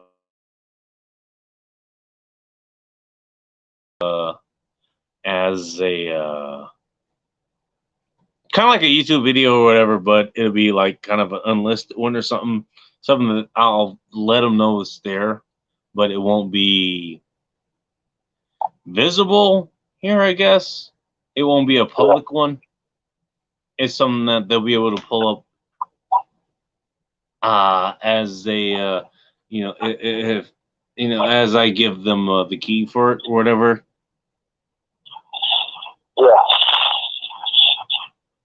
Yeah. Hopefully it will help them. That's the idea. Talking about what? It's more on the personal training route, either like fitness, nutrition, that kind of shit. Oh, okay. They need, put it this way, I don't want to out them or anything, but put it this way, they need the help. They really do. Okay. That's all I'm gonna say. Now, they're still readily capable of anything. If shit went down, they are still capable of dealing with things if they need to. But that said, there's a lot of room for improvement. That's all I'm saying. I'm just going to leave it at that. There's a lot of things between us, you know, that's going to be kind of private between them and me and whatever, as far as what I have to say. But, well, again, that's all I have to say. I got to see what up close what, you know, what I'm dealing with. So, and I have things to say about it. That's all I'm saying. And so I don't want to out them for what, you know, what else is going on, what I think is going on here. I don't want to do that. You know, they got their own things going on. I'm not going to out it. I'm just saying that there's other things. I see what's going on here. And so I want to help them get better, basically. They actually have expressed desires to get better from where they are now. And I want to help them do that. And I think there's a selection on YouTube. You can have a video that's kind of like unlisted. It's not private or whatever. It's just unlisted. It's not necessarily tied to your account or whatever. I might do that for them. When I get a chance, I'll do that. And so I'll do that for all three of them. All the people who stayed with me. All of them, they could, I'm not going to say anything beyond this, but they all could use some improvements. By the way, I could use some improvements, so I can include myself in that.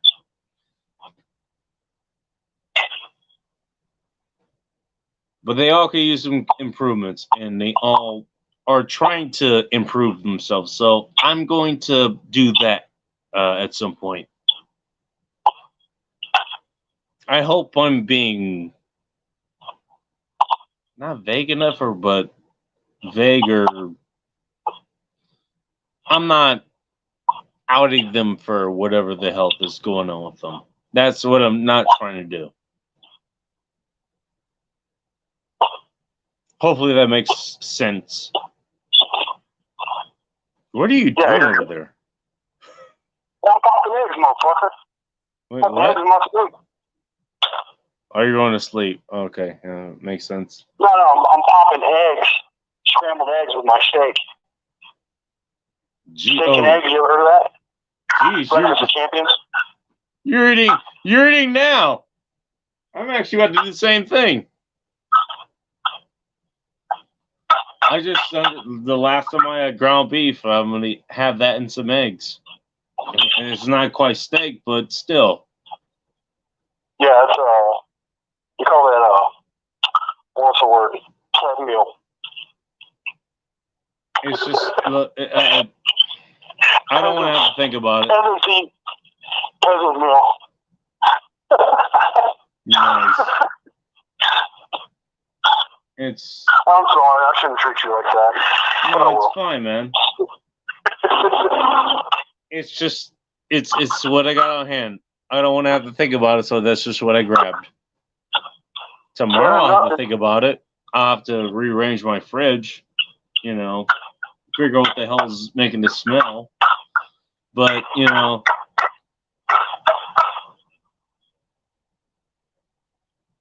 that's what I got going on.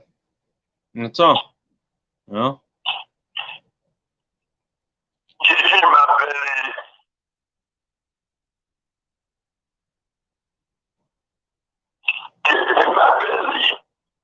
What the hell was that?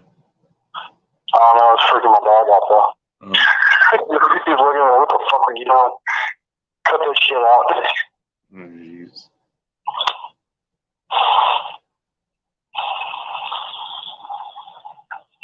All right, well, sounds like it's time for both of us to start cooking up shit. So let's, I guess we'll end this on the high note here. We're all cooking some good shit here. That's what's going to happen here. There we go.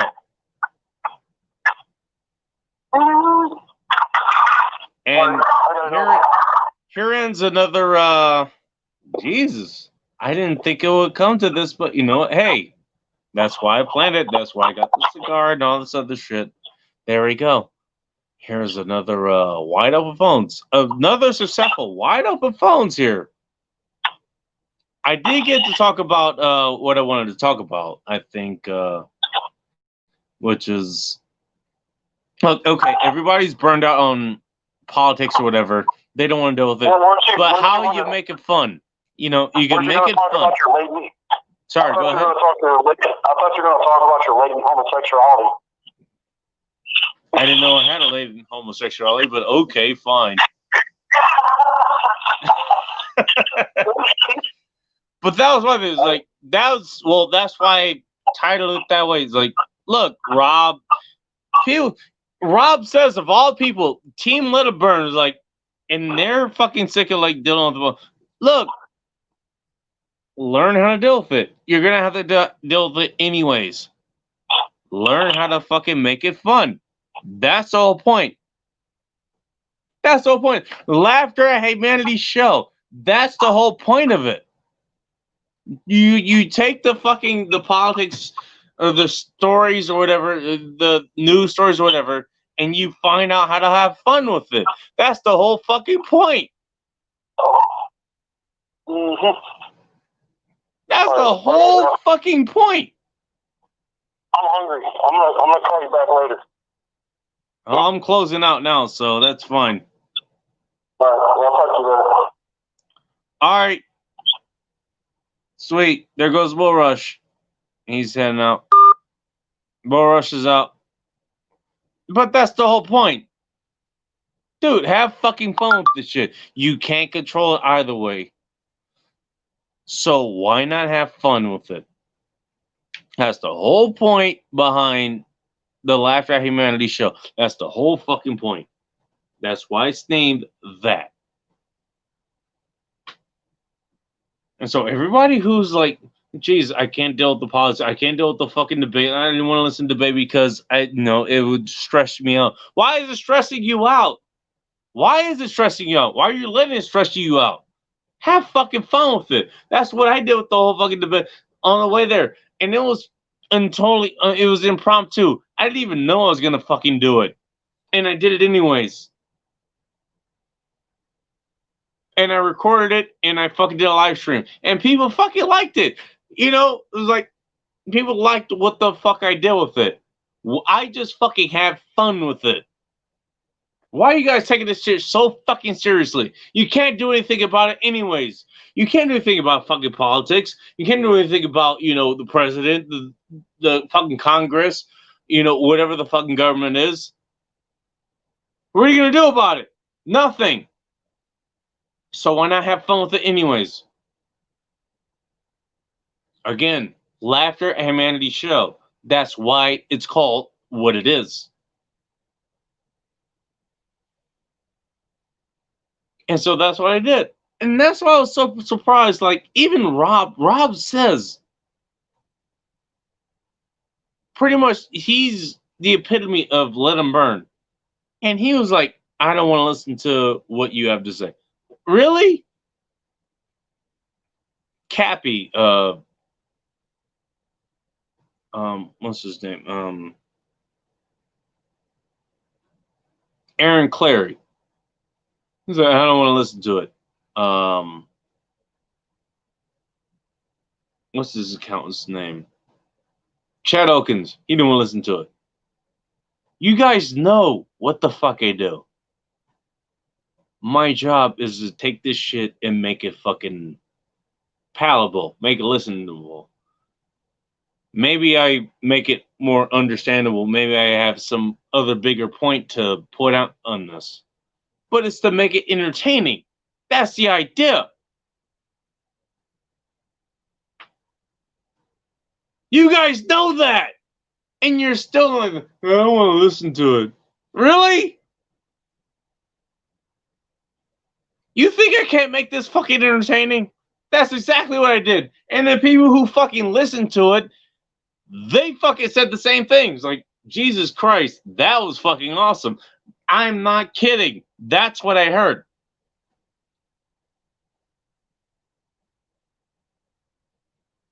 That's the only reason I did it. I knew most people are not going to listen to the fucking debate because, ultimately it goes nowhere. I understand that. Everybody understands that. But I show up and I put in my own I do my own fucking thing. I do my own analysis of this debate or whatever. And most of the time it doesn't have anything to do with the debate. It's some other fucking observation I fucking make. This whole K-shaped economy, that was one thing I actually fucking came with right on the fucking fly, and I ended up finding somebody else picked up on that, and I picked up that and used that as the fucking show cover. I'm that fucking ahead of the curve. Really? What the fuck, guys? Are you gonna let that fucking define how you see this? Are you gonna really avoid it that much? Really? Look, it's not going anywhere. And guess what? Next 30 days or so, it's gonna get even more prevalent. You're not gonna be able to avoid the politics. You're not going to be able to do that.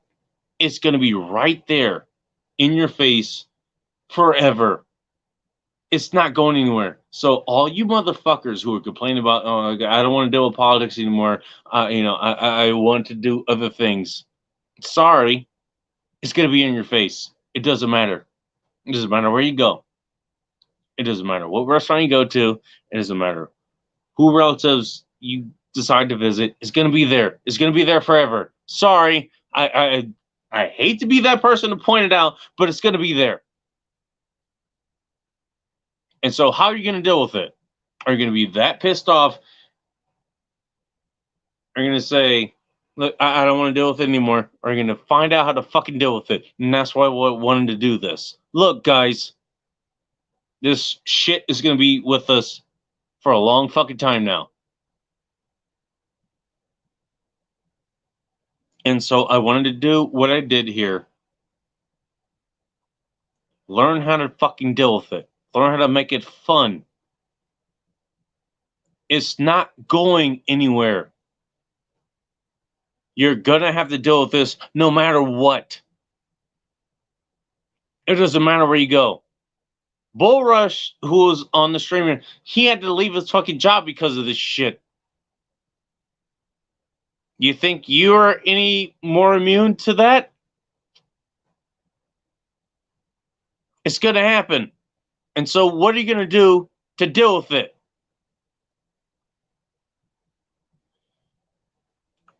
Learn to have fucking fun with it. That's what I'm saying. It's gonna be there no matter what. No matter what fucking field you're in, no matter what fucking area you decide to go visit. It's gonna happen. It's gonna happen.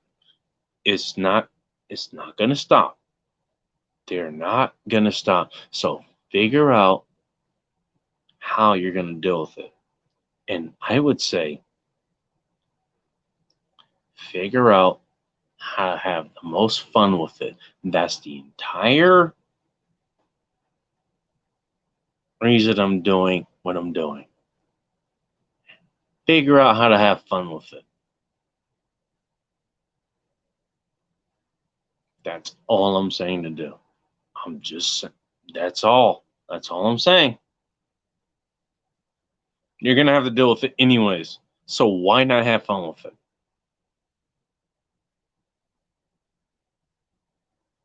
I'm out. I need to go take a shower and I need to go get something to eat. Until next time, stay ready. Keep it tactical. And above all else, unlike what everywhere else would tell you, but you come right here, you come here to the goddamn bacon, he'll tell you this. Above all else,